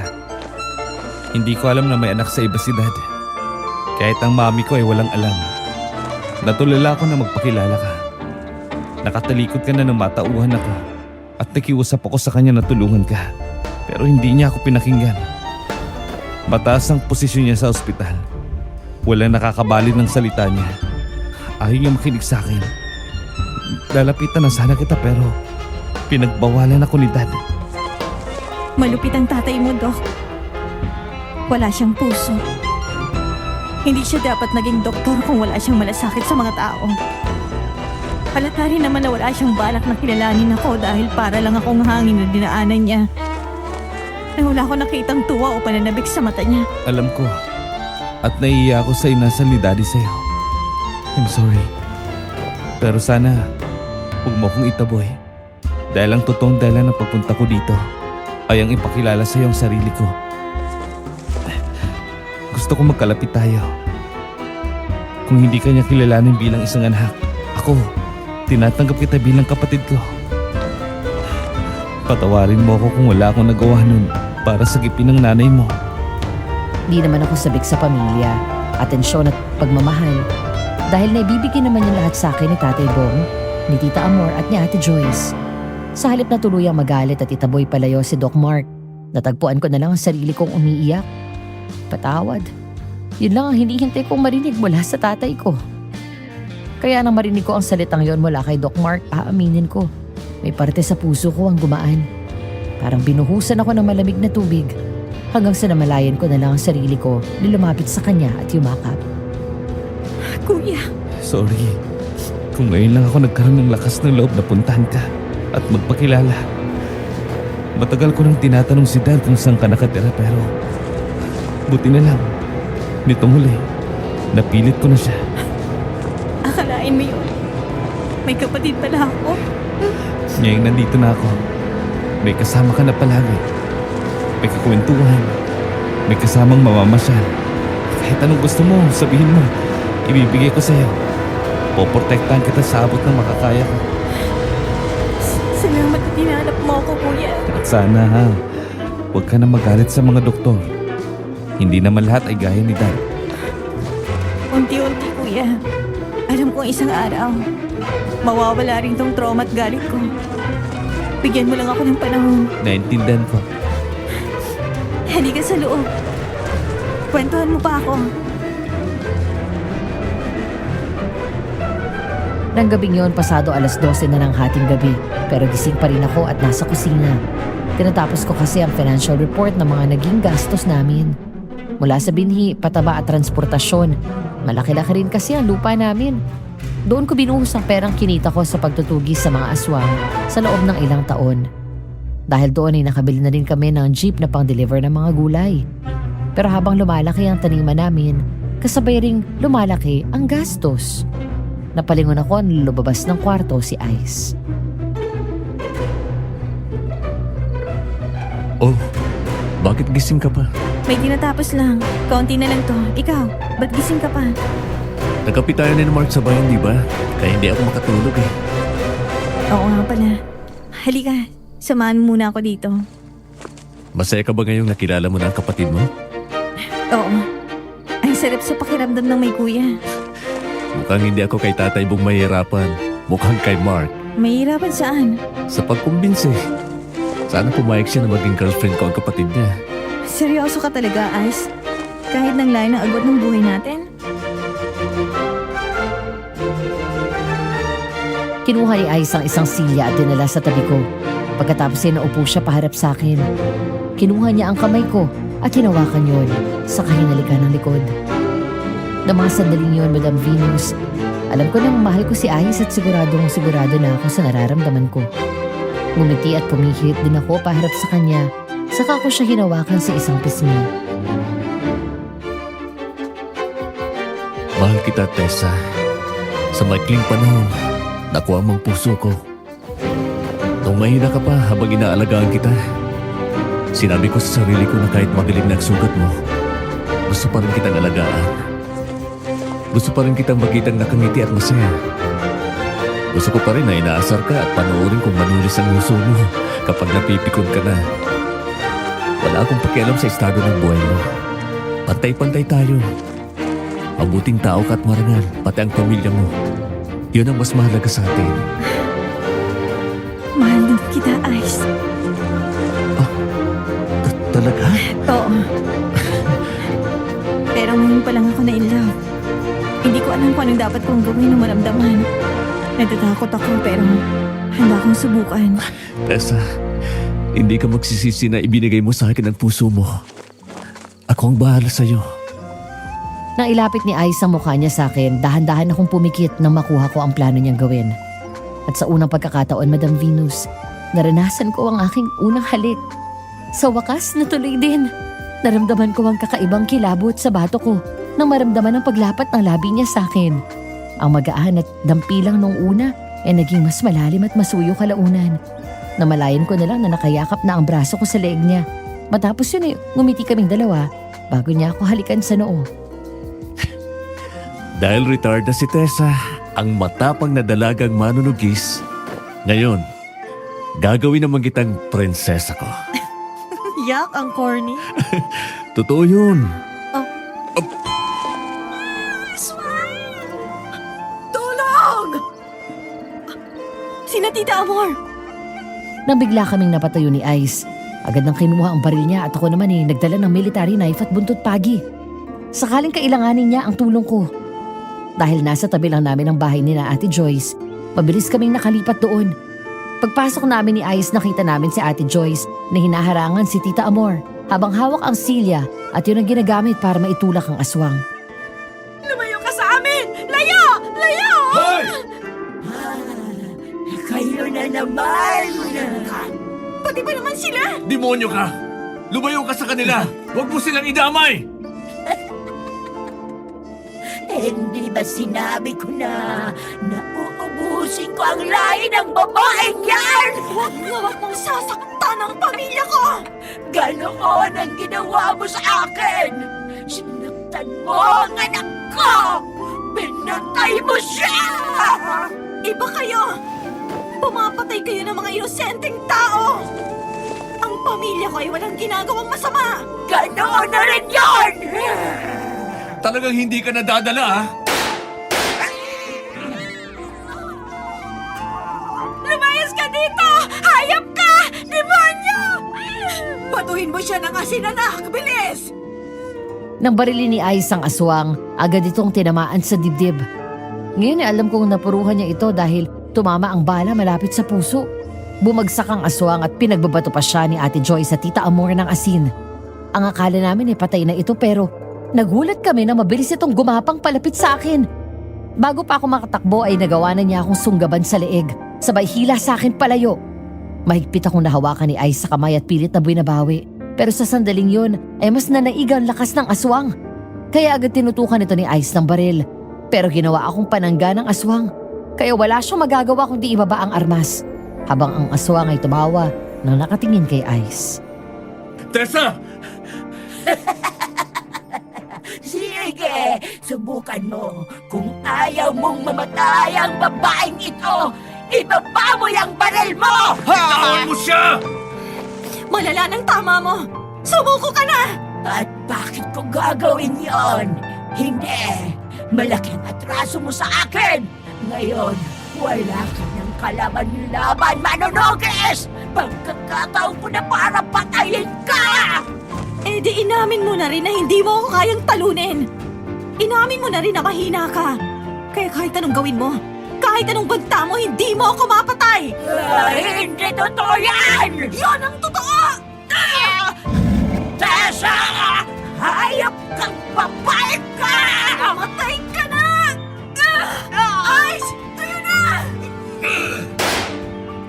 Habang hawak ko ang aswang, pasimple akong sumenyas kay Ice na huwag muna itong sumugod. Ang hindi alam ng aswang ay may hawak akong patalim sa kabilang kamay.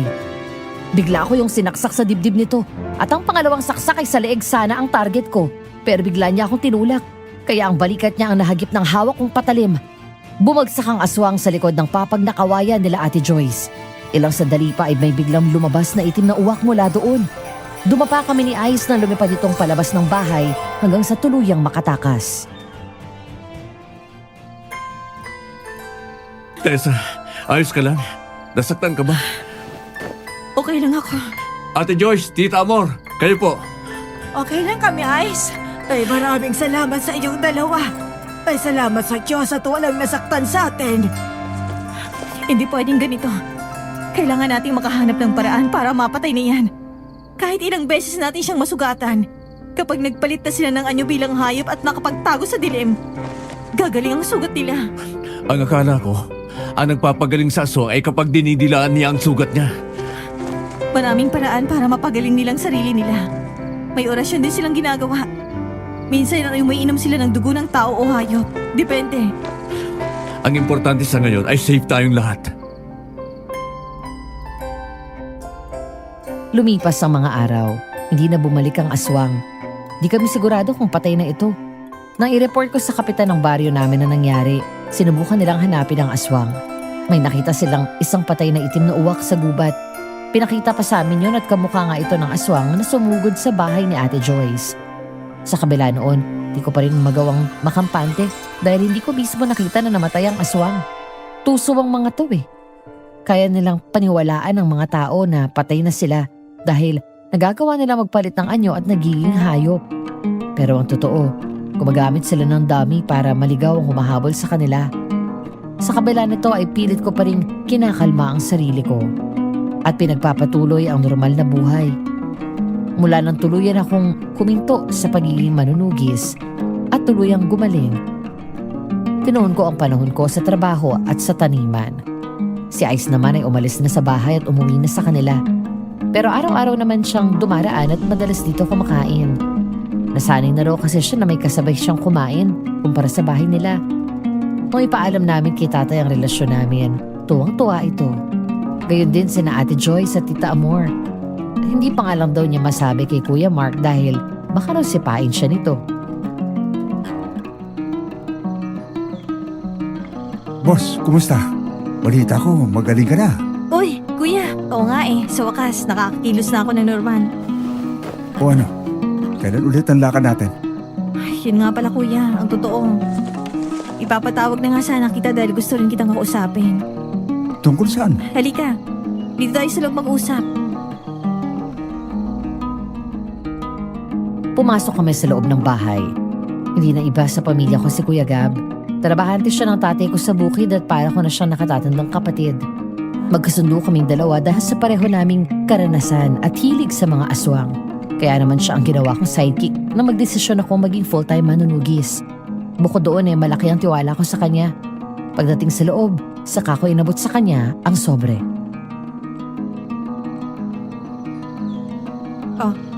Para sa ito kuya. Ang laking halaga naman ito. Para saan to? Nag-usap na kami ng masinsinan ni tatay. Pinapatigil niya na ako sa ginagawa ko pagkatapos na nangyari sa akin.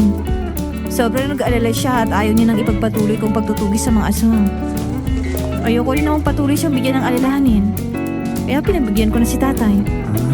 Ganun ba? O sige, naintindihan ko. Bale, bonus ko na yan sa'yo. Para magamit mo rin sa nanay at tatay mo. Maraming salamat ulit dahil sa pagliligtas mo sa akin ha. Wala yun. Pero ngayon, hihinto na tayo sa pagtutugis ng mga aswang. Baka pwede ko nang ituloy ang bala ko. Na ano? Ligawan ka. Ha? Ang totoo, Tessa, matagal na akong may gusto sa iyo. Yun ang dahilan kaya kahit anong hirap na ginagawa natin, ay tinitiis ko. Kasi kasama kita. Mahal kita, Tessa. Natigilan ako sa biglaang pagtatapat ni Kuya Gab. Awkward akong ngumisi sa kanya. Di ko alam kung sasabihin ko dahil kahit na panaginip, hindi ko inasahan yun. Sa tagal naming magkasama sa bawat misyon sa pagpatay ng aswang, hindi ko binigyan ng ibang kahulugan ng kabaitan na pinapakita niya sa akin. Dahil parang kuya ko na nga siya. Kuya, hindi ko alam na ganyan palang nararamdaman mo. Nagpapasalamat ako sa damdamin mo para sa akin, pero kasi... Bakit? May problema ba? Ayaw mo ba sa akin? Hindi sa ayaw kuya, pero... hanggang kapatid lang talagang turing ko sa'yo. Tsaka, may boyfriend na po ako. Boyfriend? May boyfriend ka na? Sino? Si Ice, yung albularyang apo ni Don Pepe. Yon? Kailan mo lang nakilala yun ah? Kuya, wala naman sa haba ng panahon ng pagkakakilala yun eh. Pero pasensya ka na kung hindi ko matatanggap ang pag-ibig mo. Bigla akong kinabahan ng ngumisi si Kuya Gab habang isinilid ang envelope na may lamang pera sa bulsa. Hanggang sa nagulat ako nang biglang naglabas ito ng patalim. Ang palagi niyang dala kahit nung manunugis kami ng aswang. Napaatras ako nang tutukan niya ako nito. Sabay hablot sa braso ko. Sa unang pagkakataon nag-iba ang tingin ko kay Kuya Gab. Nagmukha siyang manyakis nang bumagsik ang mukha nito sa galit. Ang tagal ko nagpaalila sa'yo. Para akong asong susunod-sunod sa'yo. Tapos, eto ang mapapala ko. Ibaba mo yung kutsilyo. Hindi ako papayag na makuha ka ng lalaki yon. Matagal na ako nagtiis at nagkasya sa patingin-tingin sa'yo. Tapos, nawala lang ako saglit. Naapunta ka sa iba.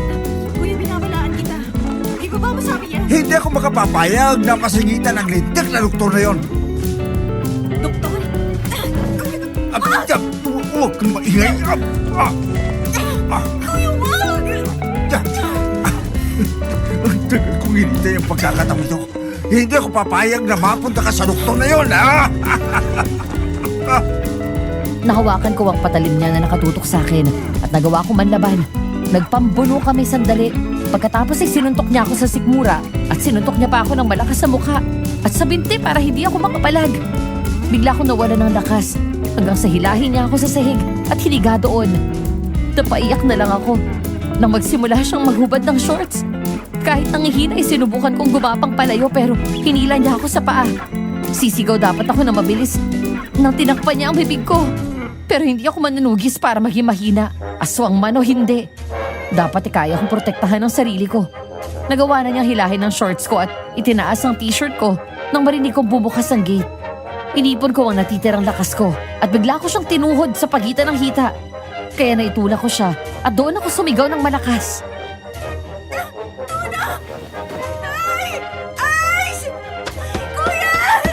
Tessa!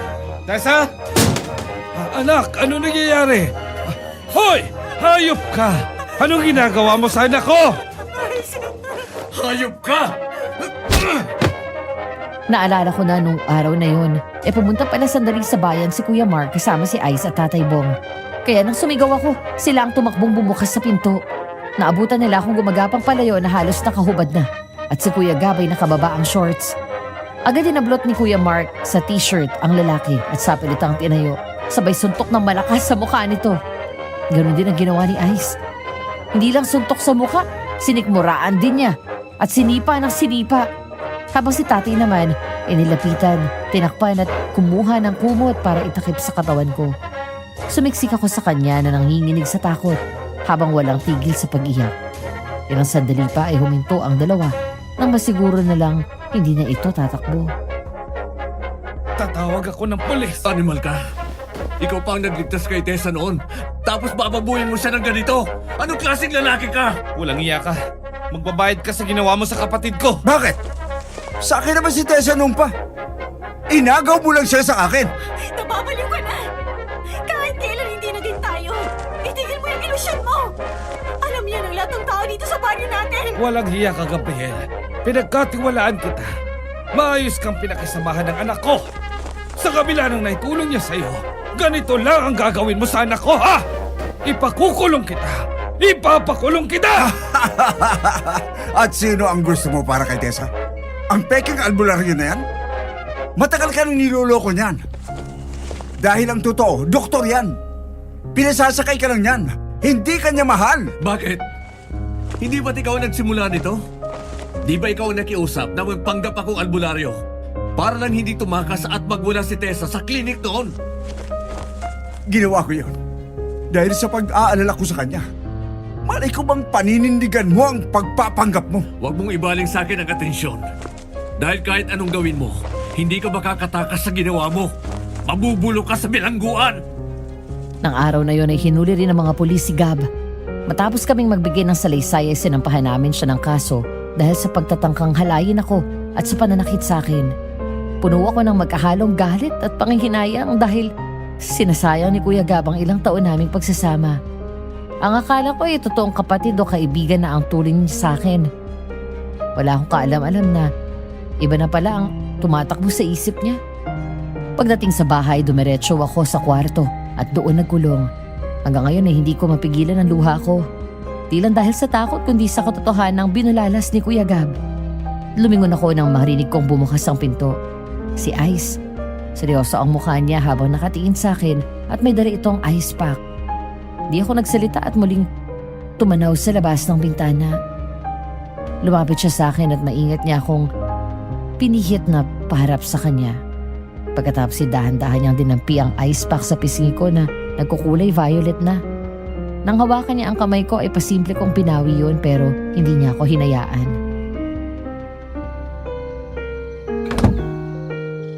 I'm sorry. Bakit mo ginawa yun? Bakit ka nagpanggap? Niloko mo ako. Narinig mo naman ang sinabi ko kanina, di ba? Hindi ko intensyong gawin yon. Si Gab ang nagsimula ng lahat. Pero aaminin ko, sinamantala ko na rin ang pagkakataon at tinuloy ko ang pagpapanggap. Dahil gusto kong tulungan ang kuya mo. Kahit alam kong hindi naman kita kailangang bantayan, ginawa ko pa rin para mapalapit ako sa'yo. At unti-unting baguhin ang isip mo tungkol sa aming mga doktor. Gustong-gusto niyang mapalapit sa'yo. Pero natatakot siya na baka hindi mo siya tanggapin dahil nga sa ginawa ng tatay niyo at doktor siya. Hanggang sa tumagal lang tumagal. Hindi ko na alam kung paano aamin sa'yo. Dahil ako naman ang natakot na baka magalit ka at layuan mo ako. Sabi ni, hindi ka totoong albularyo. Nahalata ko na kaya nung una. Hindi mo alam ang gagawin mo sa lamang gamot.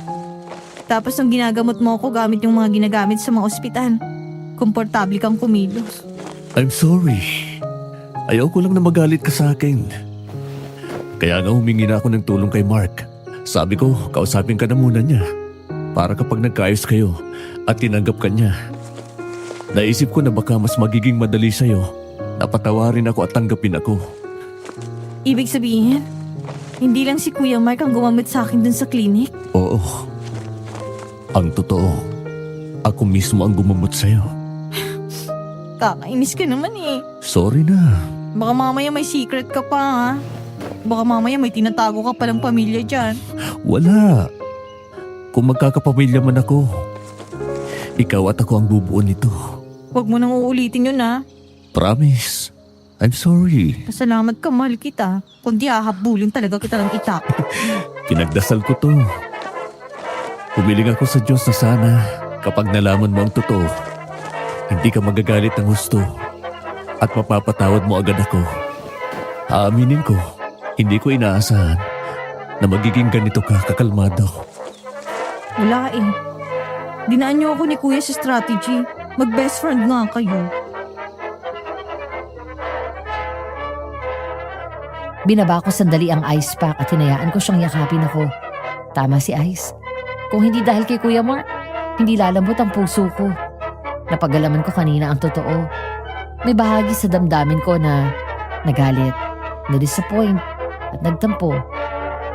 Nilawakan ko na lang ang pangunawa ko dahil alam ko nang ginawa nila yon para sa akin pero hindi ibig sabihin na pinatawad ko na ang biological father ko. Makalipas ang ilang araw matapos naming ipakulong si Kuya Gab. Habang naroon ako sa bahay ni Ice, isa mang balita ang nakarating sa amin. Ayon sa mga pulis, habang nasa kulungan ay may dumalaw sa kanya na isang matandang babae. Nagpakilala daw itong nanay ni Kuya Gab. Pagkatapos ay ibinigay na pagkain. Matapos daw kainin yun ay bigla siyang nangisay kaya tinakbo sa ospital. Pagsapit ng gabi habang nasa ospital, ay nagbago raw ang behavior niya. Nagwala ito at parang nawala sa sarili. Pagkatapos ay nakatakas. Agad akong kinutuban kaya humingi ako ng CCTV footage sa mga pulis para makita ko ang babaeng dumalaw sa kanya. Ngayon nga, ay nasa kotse kami ni Ice at papunta na kami sa police station. Imposible ang nanay ni Kuya Gab yun. Bakit imposible? Matanda ng nanay niya at halos bulag na. Hindi na nga yun lumalabas ng bahay eh. Ayun. Pinadala na nila yung screenshot ng CCTV footage. Ano? Sino yung babae? Halos magbuhol ang kilay ko nang makita at makilala ang mukha ng babaeng sinasabing nagpanggap na nanay ni Kuya Gab. Walang iba kundi yung kinilalang albularyo doon sa baryo namin na bigla na lang nawawala. Walang iba kundi si Aling Celia. Aling Celia? Siya yung nabanggit mo noon na albularyo sa inyo, di ba? Oo. Ang akala ko umalis na siya sa baryo namin. Ano kaya nangyari kay Gab? Bakit siya nagkaganon? Isa lang ang naisip ko at sana mali ako. Ano yun? Ang mga sintomas na ipinakita ni Kuya Gab. Lahat yun sintomas ng mga nayayanggaw. Sila yung mga taong ginawang aswang. Dalawang paraan para mayanggaw ka.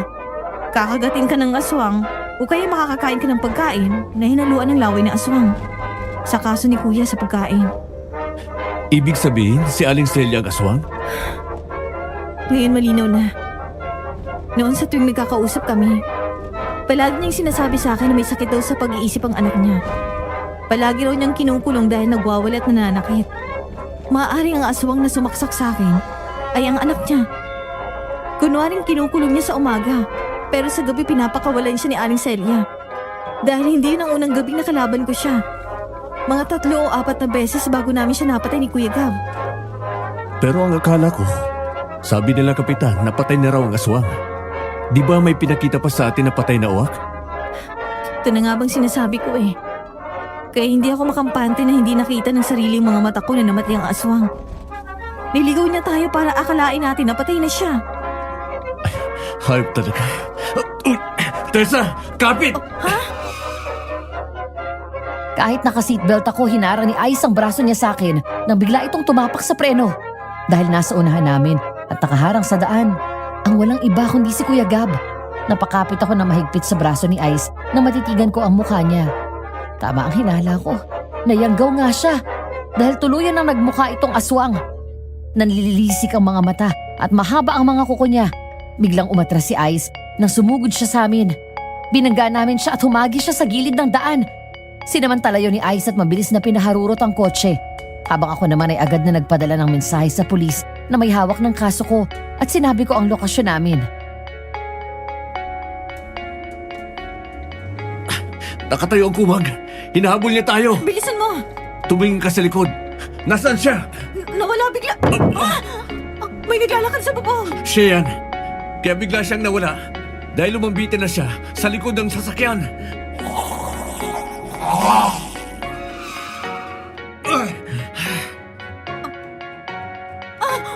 Ice! Huwag kang mag-alala. Nakalak yung pinto mo at hindi niya basta mababasag ang salamin nitong kotse. Lumabas ka dito, Tessa! Hindi ba tayo tapos? Napasigaw ako sa gulat nang biglang bumulaga ang mukha nito sa harap namin. Habang nasa bubong ang katawan niya, pilit na sinusuntok nito ang windshield pero hindi niya magawang basagin yon. Hanggang sa biglang pinaandar ni Ice ang sasakyan sabay tapak sa preno. Nahulog ang aswang, sa kanya iniatras ang kotse. Sumugod siya ulit at sinalubong ito ni Ice at sadyang pinangga. Gulat na natakpan ko ang bibig ko na makitang tumilapon ulit si Kuya Gab. Hindi ko maiwasang maiyak sa kabila ng ginawa niyang pagtatangkang gahasain ako. Bigla kong naalala na dati kami ang magkasama sa paglaban sa aswang. Ngayon siya na ang nilalabanan namin. Samantala gaya ng inaasahan ko na gawang tumayo ni Kuya Gab kahit na binangga na siya ni Ice. Muli sana itong susugod nang dumating ang mga pulis kaya nabaling sa kanila ang atensyon nito. Bumaba ang mga ito sa sasakyan at tinutukan ng baril ang aswang. Hindi niyo ko mahuli! Ay, paano yan? Naging aswang na ito! Anong gagawin natin? Ay naku, patayin na natin yan. Kesa makapaminsala pa ng iba. Yes, sir! Yes, sir! Ice! Ice! Si Kuya Gab! Papatayin ko kayong lahat! Sinugod ni Kuya Gab ang mga pulis at sunod-sunod siyang pinagbabaril. Habang ang kotseng sinasakyan namin ay mabilis na umatras at lumayo para hindi matamaan ng bala. Sa isang iglap ay biglang bumulagta sa sahig si Kuya Gab na wala ng buhay. Pababa pa lang kami ng sasakyan nang magaling ang phone ni Ice. Hello, pare? Mark? Pare, tulong. Sumugod dito ang aswang. Ano? Sige, papunta na kami dyan. Dala ang itak ko. Halos tumalon kami ni Ice sa sasakyan pagdating namin sa klinik. Tumakbo kami papasok at doon sa loob. Sa bakuran ay nadatnan namin si Kuya Mark. May hawak na mahabang bakal habang ang aswang ay nasa harap niya at nakatalikod sa amin. Bahagya akong natigilan nang makita kung sino ang nagtatago sa likuran niya. Walang iba kundi ang biological father ko. Maging siya'y nagulat nang makita niya ako. Kumuha ako ng bato at binato ko ang aswang. Doon siya napatingin sa amin at ngumisi. Maingat ako naglakad. Inikutan namin ang isa't isa hanggang sa maharangan namin ni Ice ang dalawa. Tessa, Ice, may mga pasyente pa sa loob ng klinik. Nasugatan sila ng aswang. Nagbigla siyang sumugod kanina. Narito na pala ang dalawang magigiting na tagapagtanggol ng naaapi. Alicelia! Sa wakas, nakilala mo na rin ako. Ang anak kong sinabi mo may problema sa pag-iisip ay ang aswang na nag-aasik ng lagim dito sa bayan natin. Ngayon naman ikaw! Ngayon, alam mo na ang atraso mo sa akin. Wala akong atraso sa'yo. Pinatay ko ang anak mo dahil salot siya sa bayan na to. Kaya ganun din ang gagawin ko sa'yo. Binalaan na kita na huwag mong idadamay ang pamilya ko. Kinuha mo sa akin ang anak ko. Kaya ganun din ang gagawin ko sa'yo. Tessa, kaya mo na bang lumaban? Oo, huling laban ko na ito bilang manunugis. Ibigay mo na sa akin to. Hayaan mo akong lumabang mag-isa. Unahin yung iligtas sa mga pasyente. Kailangan nila kayo. Huwag kang mag-alala sa akin. Okay, mag-iingat ka. Humanda kang manunugis ko! Sige na, Ice. Iwan mo na ako. Ang mga pasyente nyo! Nagulat kami nang biglang sumugod si Aling Celia, kaya naitulak ko palayo si Ice. Pagkatapos ay agad kong sinalubong ang aswang. Inatake niya ako gamit ang kamay niyang may mahaba at matalas na kuko. Bigla akong tumungo. Sabay saksak ko sa kanya sa tiyan. Mabilis akong umatras nang sinubukan niya akong hablutin ng isang kamay. Nawala ng balanse ang aswang dahil sa lalim ng saksak na tinamo niya mula sa akin. Sabay kaming lumingon nang bumukas ang pinto at isa-isang naglabasan ng mga pasyenteng nakatago doon sa pangunguna ni Ice para dalhin sa ibang silid. Napasigaw ang mga tao nang sugurin sila ng aswang pero agad ko hinarang ang sarili ko at tinutukan ko siya ng itak. Subukan mo! Sige, bilisan niyo! Ginagalit mo talaga ako! Kaya ako ang labanan mo! Huwag ang mga inosenteng tao! Mark! Tulong! May mga nasugatan pa rito! Bilis! Oo, nandyan na. Tessa, mag-iingat ka. Salamat, kuya. Sige na, lumabas na kayo. Kailangan kayo ng mga pasyente niyo. Muli na namang sumugod ang aswang. Sinalubong ko siya ng sipa pero nahawakan niya ang paa ko at kinaladkad ako. Agad akong dumakot ng lupa at yun ang binato ko sa kanya. Sinubukan kong makawala at sipain siya pero hindi ko siya kayang maabot. Hanggang sa akmanan niya akong kakagatin. Nagulat ako nang biglang may humataw na bakal sa aswang at sinaksak ang matalim na dulo nito sa dibdib niya. Nang tumingala ako, nakita ko doon ang biological father ko. Nakita ko ang galit sa mukha niya. Nang mabitawan ng aswang ang paa ko, ay mabilis akong bumangon at sinaksak din ito sa dibdib. Hindi ko alam kung anong klaseng demonyo ka. Pero wag mong sasaktan ang anak ko. Walang hiya! Sinabi ko na sa'yo, di ba? Hindi ka mananalo. Kahit kailan ay hindi mananalo ang kasamaan. Lalo ng mga demonyong tulad mo! Hindi ako talunan!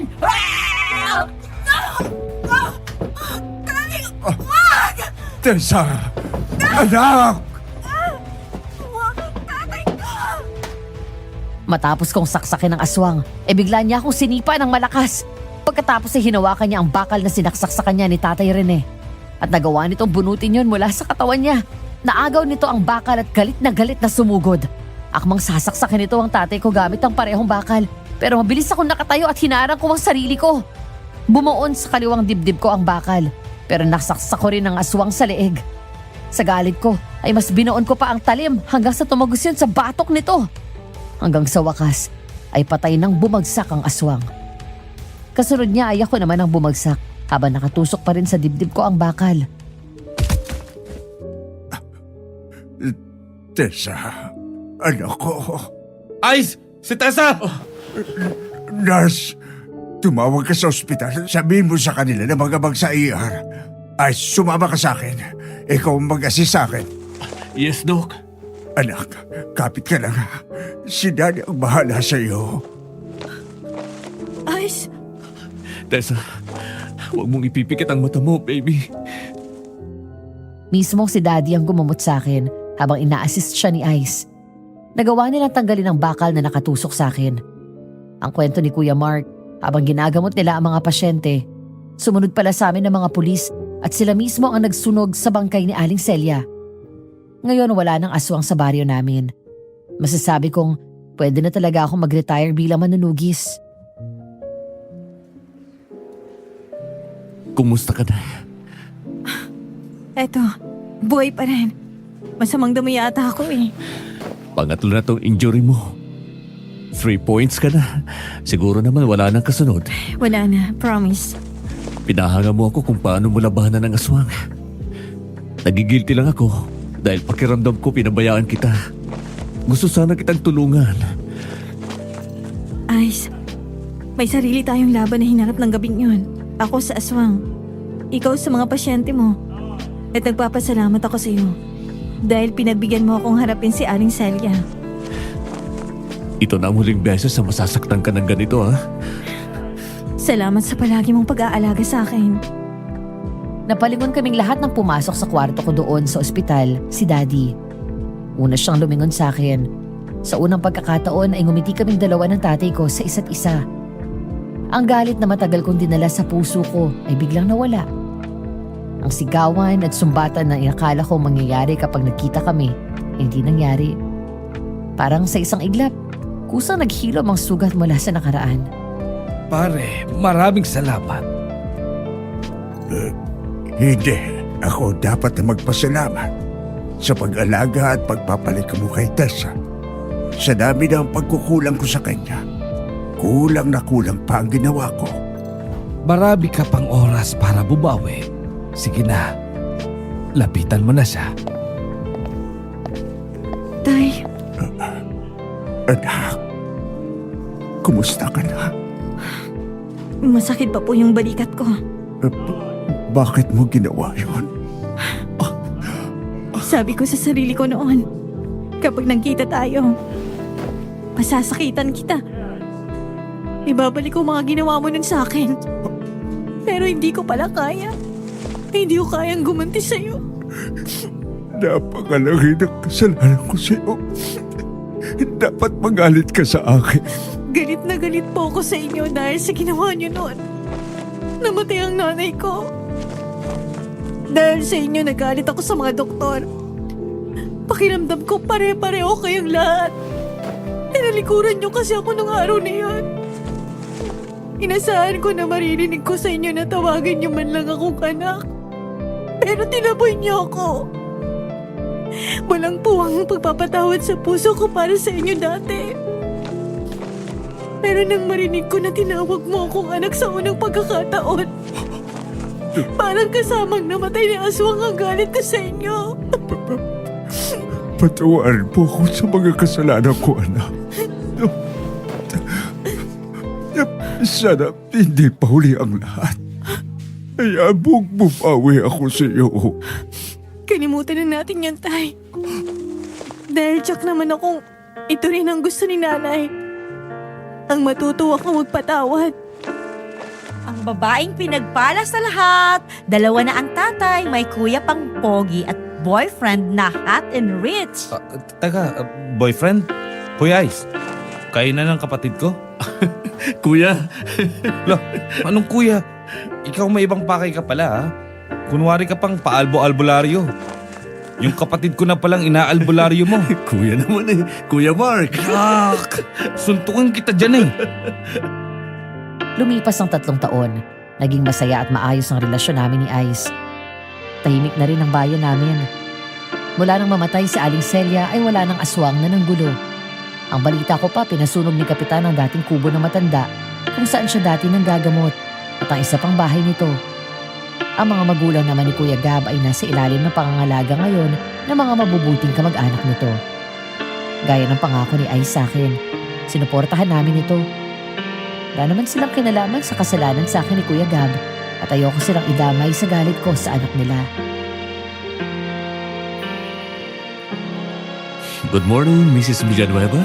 Good morning. Kanina ka pagising? Oo, pinapanood kitang matulog. Happy ka ba na akong pinakasalan mo? Oo naman. Kahit na puro peklat ang katawan ko at hindi na makinis ang balat ko. I find it sexy. Yang mga yan, battle scars ang tawag dyan. Sayang ang isang matapang na babae. Pero pagdating sa akin, palagi siya nagpapabebe. Kadiri ka talaga sa mga hirit mo. Pero seryoso babe, kapag magkasama tayo, hindi mo kailangan maging malakas at matapang.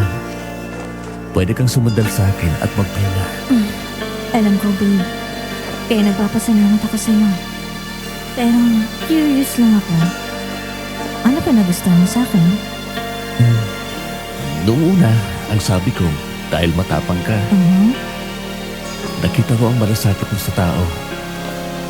Pero mas lalo akong nainlove sa'yo dahil sa kabutihan ng puso mo. Matapang ka sa panlabas, pero mapagpatawad kang tao. Nakita ko ang galit mo kay Daddy, pero sa kabila ng ginawa niya, halos ibuwis mo ang buhay mo para sa kanya at pinatawad mo siya. Ganon din kay Kuya Gab. Sa kabila ng lahat, hindi mo pinabayaan ang pamilya niya. Nirealize ko kasi na wala akong makukuhang mabuti kapag pinairal ko laging galit ko. Ayoko magdala ng galit at sama ng loob ng mahabang panahon. Ayoko makita na magiging mga anak natin na ganun ako sa tatay ko. Hindi ko rin naman plano yun. Nangyari na lang. Napakaswerte ko dahil napakabait ng asawa ko. Mahal na mahal kita. Mahal na mahal din kita. Di ka na, bumangon na tayo. Luluwas pa tayo ng Manila. Birthday ni Daddy. Maaga pa naman eh. Mamaya na tayo bumangon. Ba? Ay, Kiliti ako.